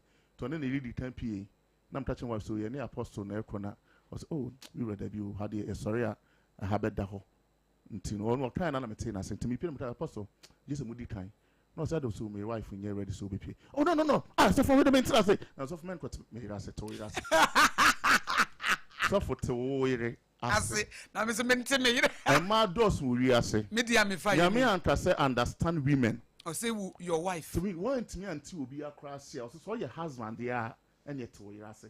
Me what him and my don't want Thomas and my don't think Thomas say only your husband that I told you say dear to me didn't know so I'm a melancholic Akosua idea won't me embarrassing you my ferry yeah me say from come about my program in the bantam one of my elite and I'm answering them to me some another program it's my MBA na me come any problem be me who say or no ferry ain't no so to me matemira say and then Yami Anka say, "Quatin man, you so to you say." It's that bad mountain from husband to so to you say. There's a want to be for baby to 2 years. And you would then now fire no. And as I say, we shall now tell us your husband level both the same member you're feeling advance. I recruiting. I'm husband. Hey, your husband, you mean?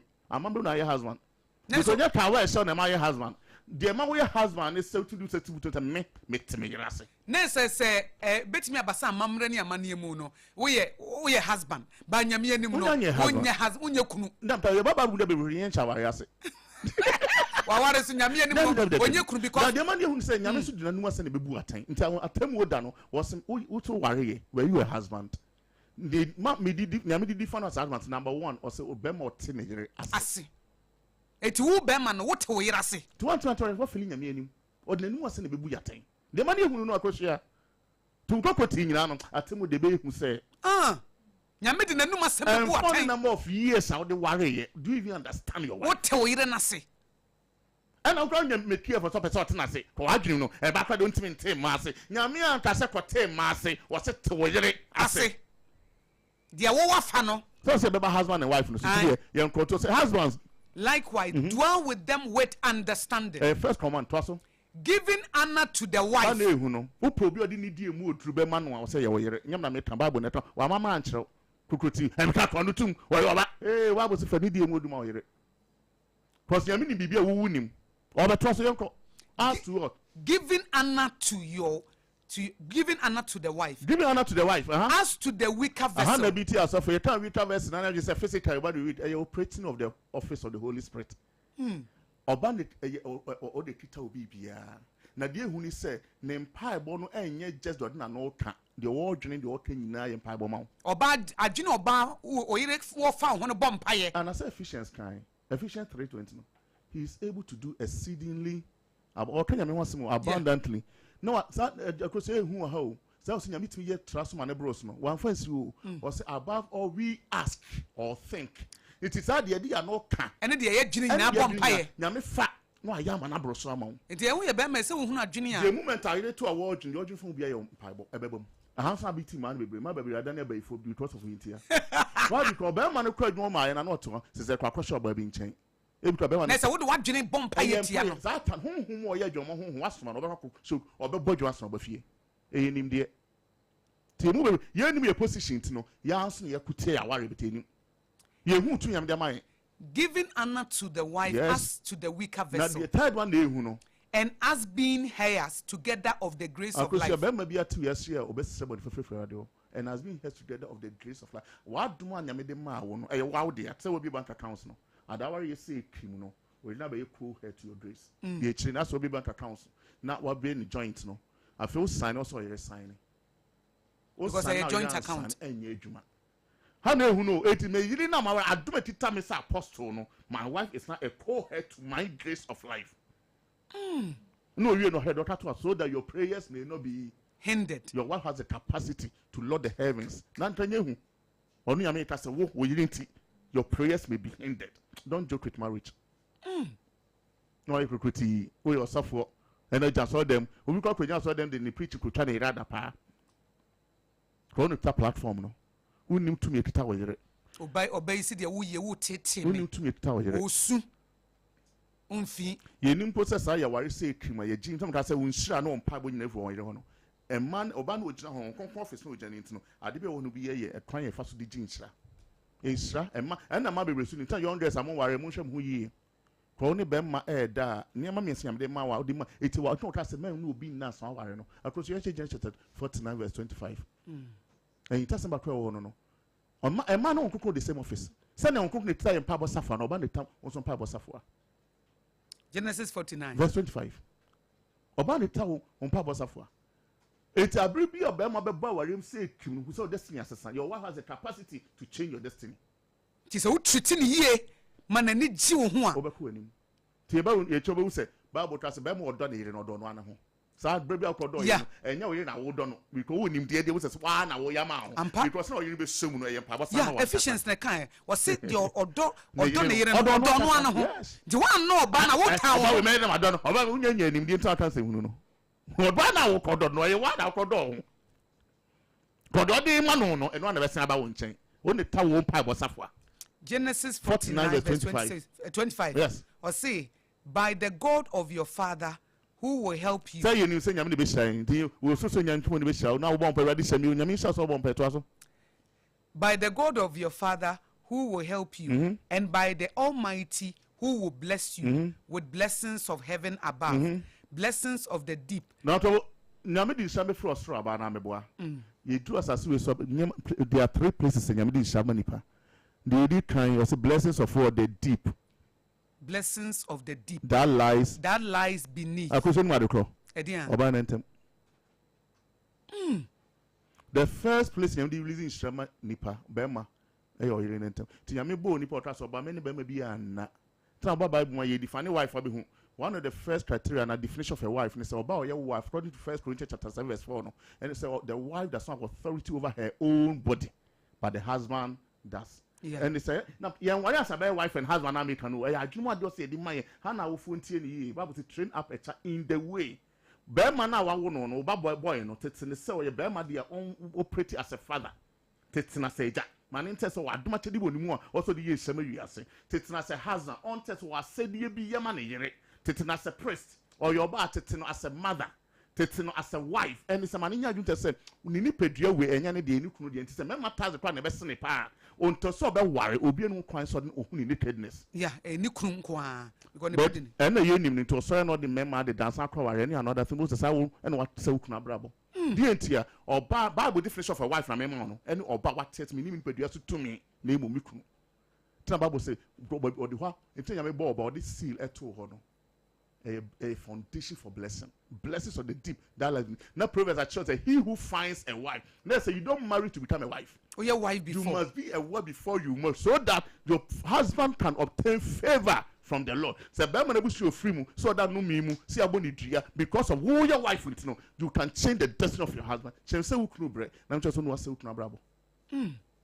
Don't it what can come about say Obama mo join was you say you nya say chinyame. On the ball, God knows you better than you know yourself. Yama mi ensan bobo she say oba so your mother Or your wife, now your prophetess. Now we're in a children's know. You must betray, you must do those before you marry. I see a church. Yes. But ye the enigina, ya mamma enigina madam kwa Adriana no say but say obey yere Ediama Nikunu yenim. Now so okay so a prophetess and so apache say. And the spiritual authority no. Who not talk no pa bosafo. It is shall compama no. And some ya do an ka. There would be an Ayodiaboma Kuntumoni Miranda Asheni. Don't joke with marriage. You have the power to change the destiny of your husband. It is a who sorry now Brunia, who sorry now cancer, who sorry now judge and Ponefan. It's no Obem with your waro banner or Gideon Semura, Metal to be the open of your cream to be. Now, could show Banos away, Bema, ye cow town, no bread. Yen and I'm on cruise to a man Shabba one day to behind every successful man. Who been be seen year who saw by Papa Vigilante, and who been no oppressor who saw by Bonnie Vigilante. You who also say you was said to be your warrior. Your fun at trial, a your shabran so. Yes. A bit me as a sound shabre. Assistant be brasher. It is a so tears ye. Assistant be brasher. To me in the shower, you know, that be wrong. You will not just talk with marriage. Marriage, to me. Our young couple name was assassin. It has the capacity to change everything about you, including your salvation. It will to me say best some abrabo. What's on Kaji every time on Kajiabo. And you just go near why or you bu attend with your one macro, yeah, hey.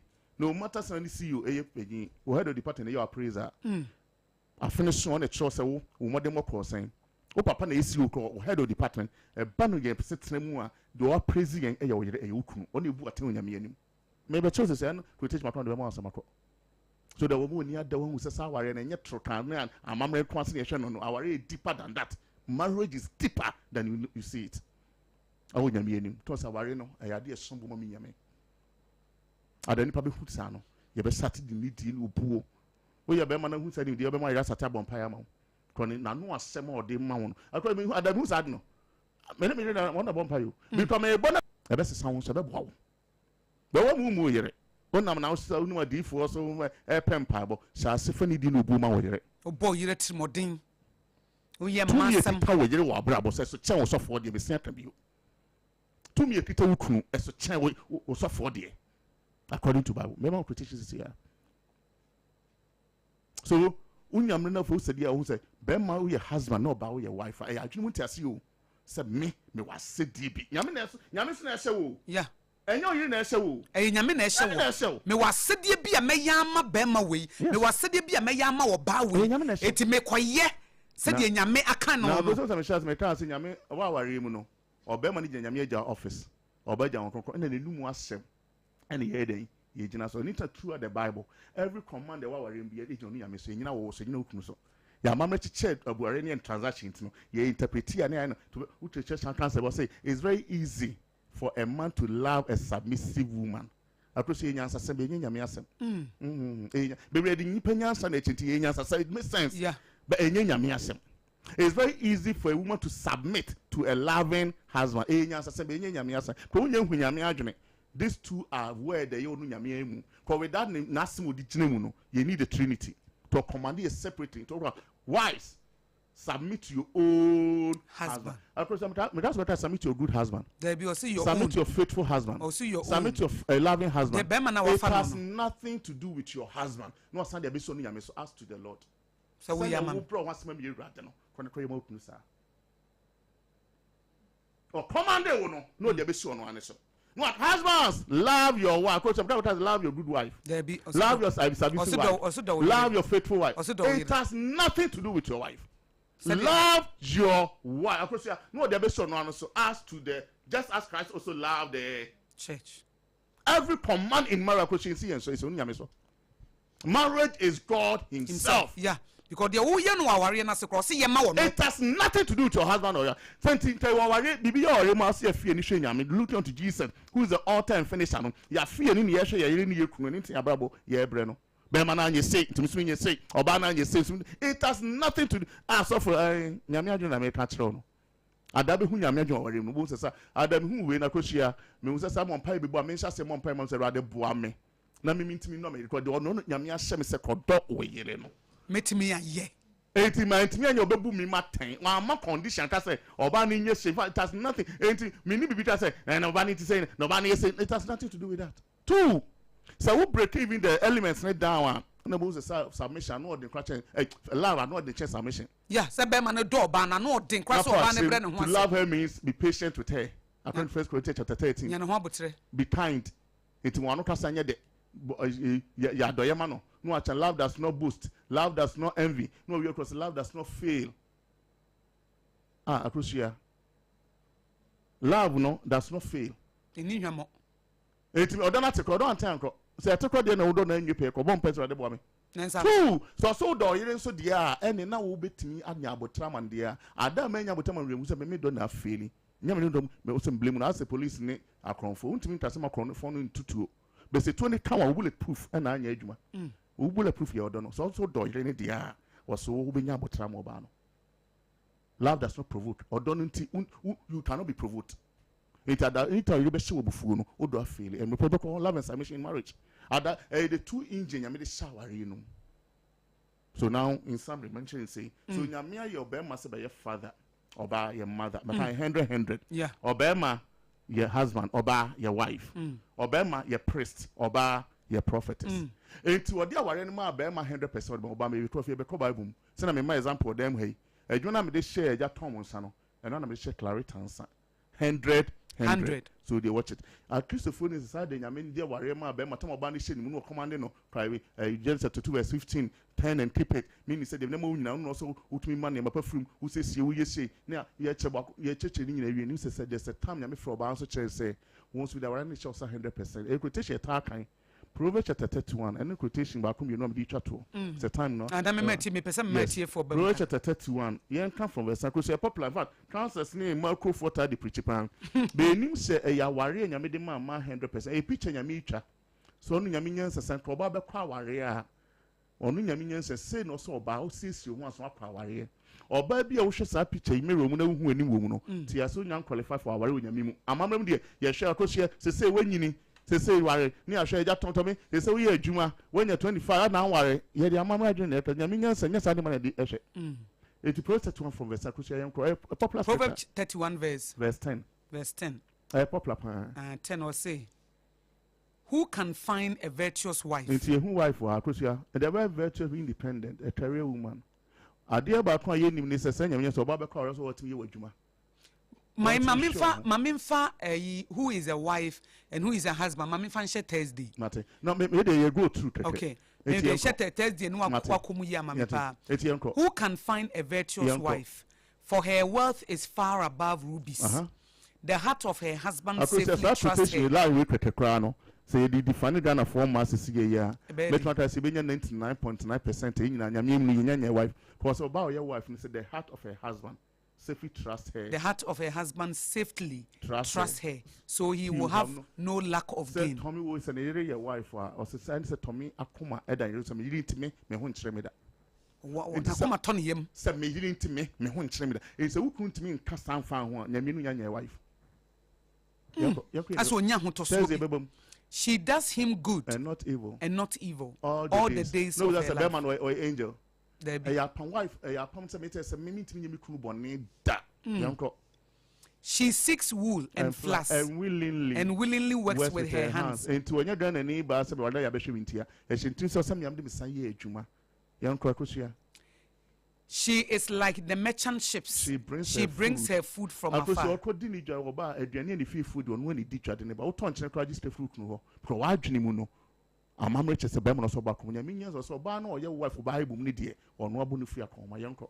She also rises while it is yet night and provides food for her household and a portion for her maid servant. She considers a field and buys it. Oh, your wife say ono tunu buru kan han fa na asaseda. She considers a field. Amamre chese obasika de ene dia. Be masika na eye fie dia. Nyaminya so say but she considers a field and buys it from her profits. And then we be return to akwa just teachable. Kon ya she adwin say misika de was from her profit she plants a vineyard. And then she builds a mansion.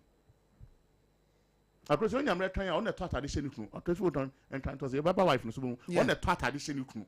one a tradition ma ni fie no say ye kan hu ni kru mu ba bia o be ma no hu no ha there be now that oba no kwa na e be ware nyame de ware mo oba 100% or the be ma on the mu ni wo hye say play in or the ma be ma no so 100% so da ba ku failure ba ku betimi ekita to me kire ware jaye Akosua na de ehu ni na obi hu say sakra na so atade ma wukunu o ton pabo ahye no na da say be ma ntimi nhwemi ntimi ja ware a amamrem de odi nyame no obebu atan ko de wudi gina so no e wo asede wa ware yim my last quotation is a time no one fama me efficiency my maybe from US so for me then my yi my brem wan say my kunu me na madan be ma wona say amamrem na kire o sa say ko bro wan say ko kunu ko hwew enu ba bu musa efficient 525 22 no 22 it is see niam be ati kan sheba kwedi amamrem na kire bible na say wives submit to your own husbands as to the Lord. Can you imagine send your old bro wan say no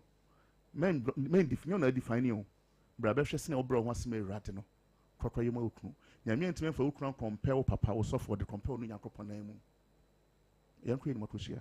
For the husband is head of the wife. Hold on, what is the head of the family? There be Hana so for yakun krofo no.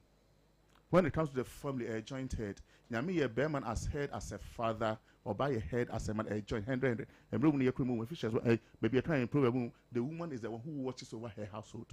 Over the years, you misquote this Bible. The man is the head of the family. No, and you're 100% for the man alone. Or you're 100. The man is the head of the wife. Spiritual authority over your life. The moment you choose somebody as a husband, who do to me a shanisa. See, Bible never explaining to men from what didn't trust here. For the reason our brother wants has nothing to the mental in town. Brother, say we don't say near the much you know. Conway don't cocotte no send a matter brasier and I yet come out brasier. The word brasier means to submit, means to bring your power down. To me, a tita wo baby na me can kwa na wo releasing shade ma ukunu. Therefore, one time for who to me now ma for you destroy your husband. So Bible mun yam submit because by inferior no. Or Boban be the same day. We show me the same day. But in marriage, you have the power to change the destiny of your husband. So to bring your power down means one to me and for to me na ma for one lower tension na there be a job to feel spiritually. But man or you be na one support enye jubada. Submission kwa 20 years over the years. Ne dey aduane no senior one. No, it has nothing to do. Na be man na sini no me. Be man na tunu no aduane e. Akosua dey creating. For the husband is head of the wife. Your reason of submission is the husband is head of the wife, not the family. Never be ashamed. As also Christ is the head of the church. And he is the savior of the body. Don't joke with marriage. The same protocol we are building. Yes, will be a protocol or banning Berman the protocol. No ding 100%. 100%. When you told us therefore, they were therefore for this reason. Yeah. It has nothing to do with problem. We go through the thought Tadiama and Pabuama. Now, Berman is Shaman. According to the Bible. And here the moment I have a shame and I built the rebellion spirit to him. Go ya dwin say o be man be ye say etu anye de a mesumi ye say oba nyame anhye ne sa aware no come because nyame di tumi nya hode amma enu so obetimi aboa no abra ba koye mmoa ma obi Akosua you cannot help somebody when you cannot help yourself. Yeah. No ya mamre twa nyame adapa no koye de ne say oba no ko be me be hwew be nyame nyansan mu no was am going to make a helper comparable wo your boafo because obetimi aboa obi obetimi aboa ho no aboa obi. So you are turning your man upside down. It's no banu where you mo ko say me kwan ba ma be hwe me. Na say na me metina hwe me ho de a no pagyan ba da no wo. What is marriage? Marriage is God. Counselor General, mama matie fo mra mu kakra na enkomo we etina prof betina se ya wada metwa so na ya hwe kama pa na yedi hu nkomo se de be ya bibia betimi ayeyie enti 0260 196064 and 0260 196065. Counselor General and yene ne twetwe nkomo ene aware no topic no ye nu baby a teze ma mene ye Apostle Thomas Kusiapia mamemfa we hello. Hello, good morning. Good morning, me pacho me nua be na mehia ni. Me pacho yo. Yo, mamintio. Nanti Yakupon Sham was it. Yeah, that's it. But Papa was share the pan, any day of pan, Yakupon Shanipa. The Mercy. Then see that's it. 0260 196064 and 0260 196065. Nyame adoma ya wada mema na beche kase okunu a ya ni a devil deeper e hwan ya ya kasa wife nso a na ya devil deeper na Aboagye ye. Hello. Hello. Me ba cho e fra wo say. Yo. Yo, mpacho mami ntio. Papa, why look the papa? The man little the Oh, you loaded oh. Yeah, because of Sompa in Yansafo in Ai, nya Sompa de for nyansafo nko a. Yansafo. That is to pass it down Yansa. Sa. Yandi Sinamo, Yamin. Ya dase, daddy. Oh, Yamamu. Yate. Now, what did he so? One hour, Maria, as I was saying, and now for my walk, only two. And of this, I'll tell Maria, I almost so very one year. And now, just so I have 1 year. But I'll teach you better than my.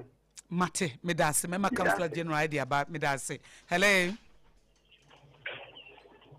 Hello. Hello, good morning. Good morning, me pacho minu ya ben meshiani. Pacho me university no. Oh, okay. Mami ntie wa no pe. We say what it when the my say 10 years and so we say in that is waste. One very, very, very happy with the topic today. Minyaji papa. Yeah, that's it. Naji papa minyanka conditions no. Don't boss the mania. Verses no. Uko your Facebook page no a. Sompa 106.5 FM akra da ho message ne da ho obetimi akwa akuti verses ni nyina ho ye wie nso a ye twitwa ni nyina ye twitwa ye wo TikTok eti ho nso kwa obenya short videos no ho why okay Mr. Medas pa okay 0260 196064 and 0260 196065 hello. Hello, good morning. Good morning, me pacho me papa ben meshiani. Hello. Hello. Pacho. We didn't say na mobile recording, recording. I will call your Facebook page, you know, Sompa 106.5 FM akra da ho. Why? Okay, you. I will bet me a set T I ate. Yada CP 0260 196064 and 0260 196065. Hello. Hello. Aba ni efra wo say? Yo mami, me pacho mi ntie wa no pe.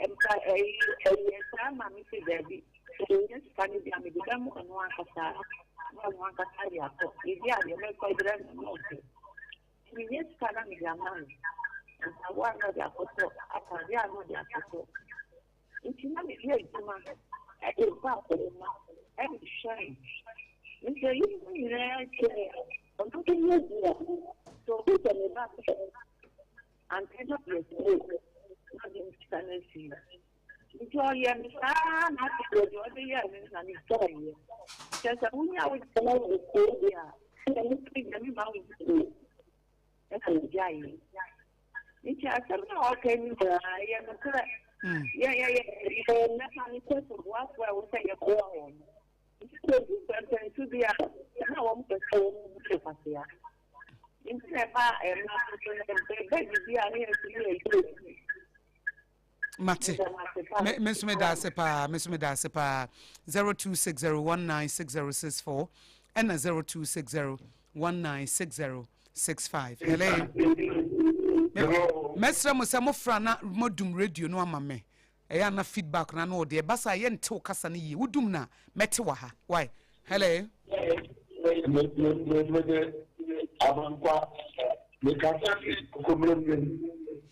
Me pacho dum radio no mame why wadaroma. Na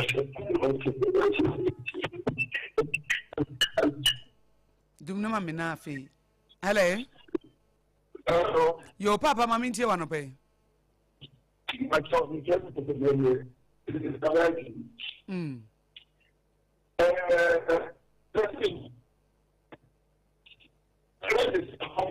Line munye. Hello.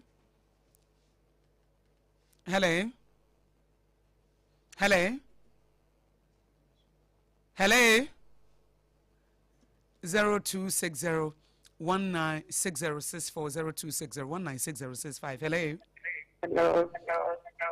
Mami. Hello. Hallelujah. Pasabia bakano. Nami srampa. Amen. Srampa na nami worry.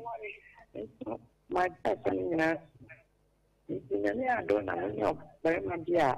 Oh, that's so much nami show ni ma. Mate obapa. Medase. Yes, mo fra ya na modum radio no amaye. Aha na yenya feedback biya wa ha 0260196064 and 0260196065. Hello.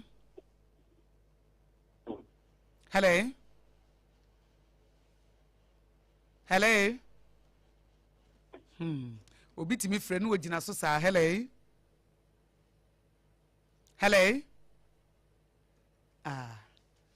Hello, Pastor, good morning. Good morning. Me pacho, me mami ben me shia na no pe. So worry ebusa worry. Na se mo bedu de se odo enim.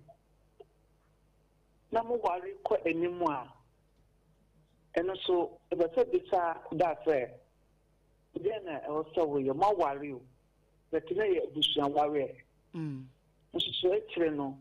Na ntokwane nyema ensene fata ele be wetire acho kese still na ya aware e we say ye efie aware say ya asore dem ni nyina ya aware efie na moye ne ho ade ya aware ma ware wie na se ntokwa a wo oba no e na wo no be hye wo aye wo de na be ma no so wakasa 100% enti entokwa no se wo hye wo ho role be na wo play ewum because enye nipa ba akofo ntimi nko nipa mienu na eko eti no bat e de na trigger ntokwa de na de ba na wo de niema bi asisi ye se de be ya se nipa no mpo na de ba because nipa ba akopɛ o kasa na obi anso so obi gina nkora so be kasa o ye bonamfo ba obi so na ye ntokwa eti ada na de bia ntokwa na ekoso no wo mpɛ but de bia nipa no so ba na anso de awoso ba ko kana no tumu a enka ntokwa no bejai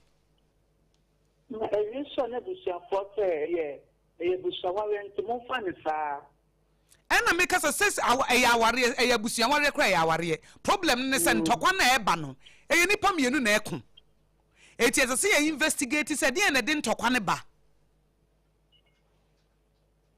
Pacho so ati ase e de na de ntokwa ne ba efi se nipa mienu na eko eti se wo na aware animu a e de na wo beye na ntokwa ne mfiri wo so ma na de edi kan se nipa no so de ntokwa na e ba wo begina yie na wo mfa nso mfa nkɔ wo no na sa nso mfa nhia no e ho no ne sese ye hwɛ ne ye ka ho asɛm aha medase 0260196064 me fa nipa mienu na afi media ba wie 0260196064 and 0260196065 because okay meba hello me pa chomi ni abere me hia ni Pastor, good morning. Good morning. And I'm saying because you have enlightened my knowledge on marriage. But the person is that does this rule apply to those who are cohabitation? Say cohabitation the anya ware. Cohabitation the anya ware. There is no covenant ebusuafo kora nim no answer what to akwotene munya yenye wo ho ade de yenya ware. On say nipa mienu betimi anante de ma ne ya ware say busua mienu ahia. Na yese we se mede hia ma we so mapene so eno na ya ware yenya ne sa enya ware. Se ba oba asesa na ne ma kwotena ba ma nchen de se enya ware. Ana ba ma asesa na ne ma kwotena oba nchen ne yese obi etimi ebi. Na mo wo busuafo aba me so busuafo aba me ma me adane wa mame. Wo so ya adane wa mame.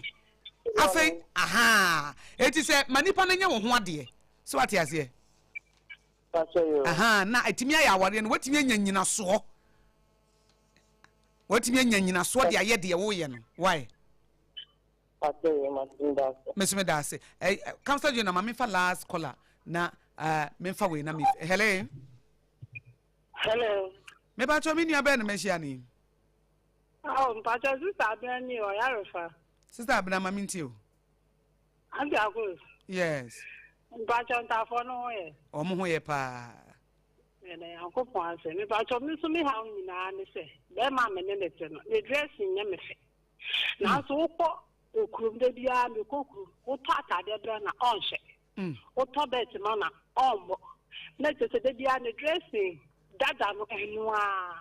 Wo to pabo de bre abranche ya. Onhye.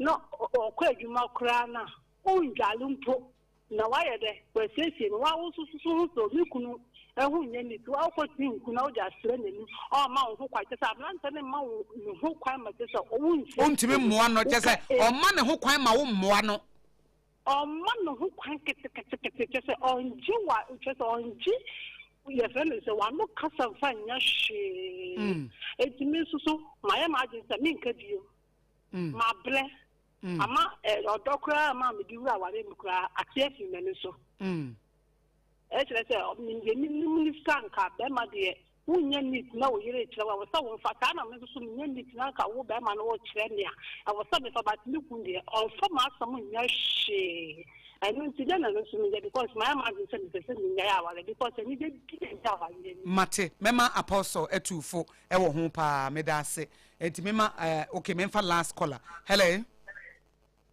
Hello, Auntie Akosua. Yes. Good morning. Good morning, Obapa.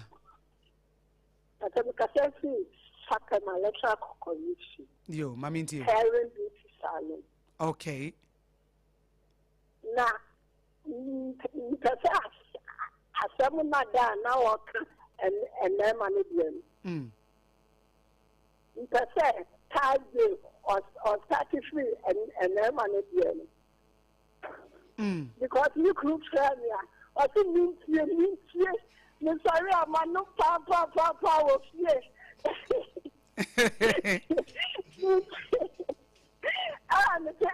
papa ni the entire car.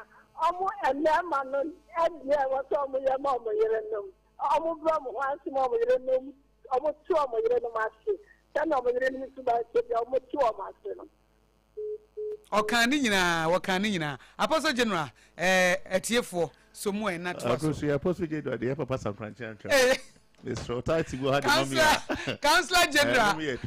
Councilor General. Na so we Apostle didn't na me the Apostle General dear. Apostle General Councilor. Yeah, Papa San Francisco title. Enti ba me fa Councilor General. Councilor General. Councilor General mpacho ma meet you. Akosua men kan entem na yenu baba akua do free sons and we ba no waka ba ni kunu a o mana tade a won said. Akosua every problem wo ware mu nyina no sa na ma me yesa me kan so eni gina. Problem e wa ware mu nyina unso obi na obi etna asem etumi kru na me problem a nema me yensa na oba na feel as a mother wa feel as a wife and wa feel as a prophetess etunso obi simi kru onhwe fie me kru won makon homa me kru onye sei onhwe nkra onye sei na se fatherhood asa no woka no unso obi simi kru oye masem or tete me anytime I specific to the woman alone because ness and husband rule and out of him enti no o problem wo ware mu nyesa na ma miensa enti mami ni kru ni nyanya nimde hu se sa wo ye husband na enti se wo te asese me dipadue nyame dia according to 1 Corinthians chapter 7 verse 4 nemo ye me yere dia enti me ware ya me re ho kwan so timi chen se me ra shatade we yeah you are a husband to your wife bebre nyanya say nim de no to amamre mu de me na me be maka no tu na be kire me I so control me da bi nyame nyansan mu no wonya ware say trim wo your husband dia wo yiri wo tumi e wo ni pedua so eti nti wo shata na me atadi de also call rodu nim de so ana me kun control me but aware no adwuma ne asede wo mu nyame na ahyehye se etimi hu no de a ahombrase beba na yetimi de ni de ti oba no metan se wo hye ne kun kran enya bufo ne entokwa na emu hye ne kran na taize o man kwan no ntie bi na ebia na ote ase hu se sa I need to be a husband ebia oba akonhoma wo na sede se na onim no but onwie the way you know fatherhood now learn aspire to be a husband in your marriage which member be yeah then the next one cohabitation na me person can in table say bring mommy yentia say cohabitation no eba na mamre mu a problem eba na nyame mu a problem amamre mu say opa ne sa be ma intra 1000 years owu a untimi koyekuna ebusuafo kra be po because ye meye o ho ade e ma wo mo ana say omun koja omabu hye ni ma ne metoye oba bia ho ade so tu omo no omo ba no onire ana woni kunu eti amamre mu mpo no untimi krasem no obi atwempena 5 years 10 years ntino oyemi kunu amamre mu kura no owu a ya yenyu ntum ya ma wonye eti o kura amamre apo we nyanyame amamre kura apo amamre kura ato watene eti ebese nua ma na bebre na so yakotena tena enkrofo so no yes santan kan setena ni niam mu odwen ena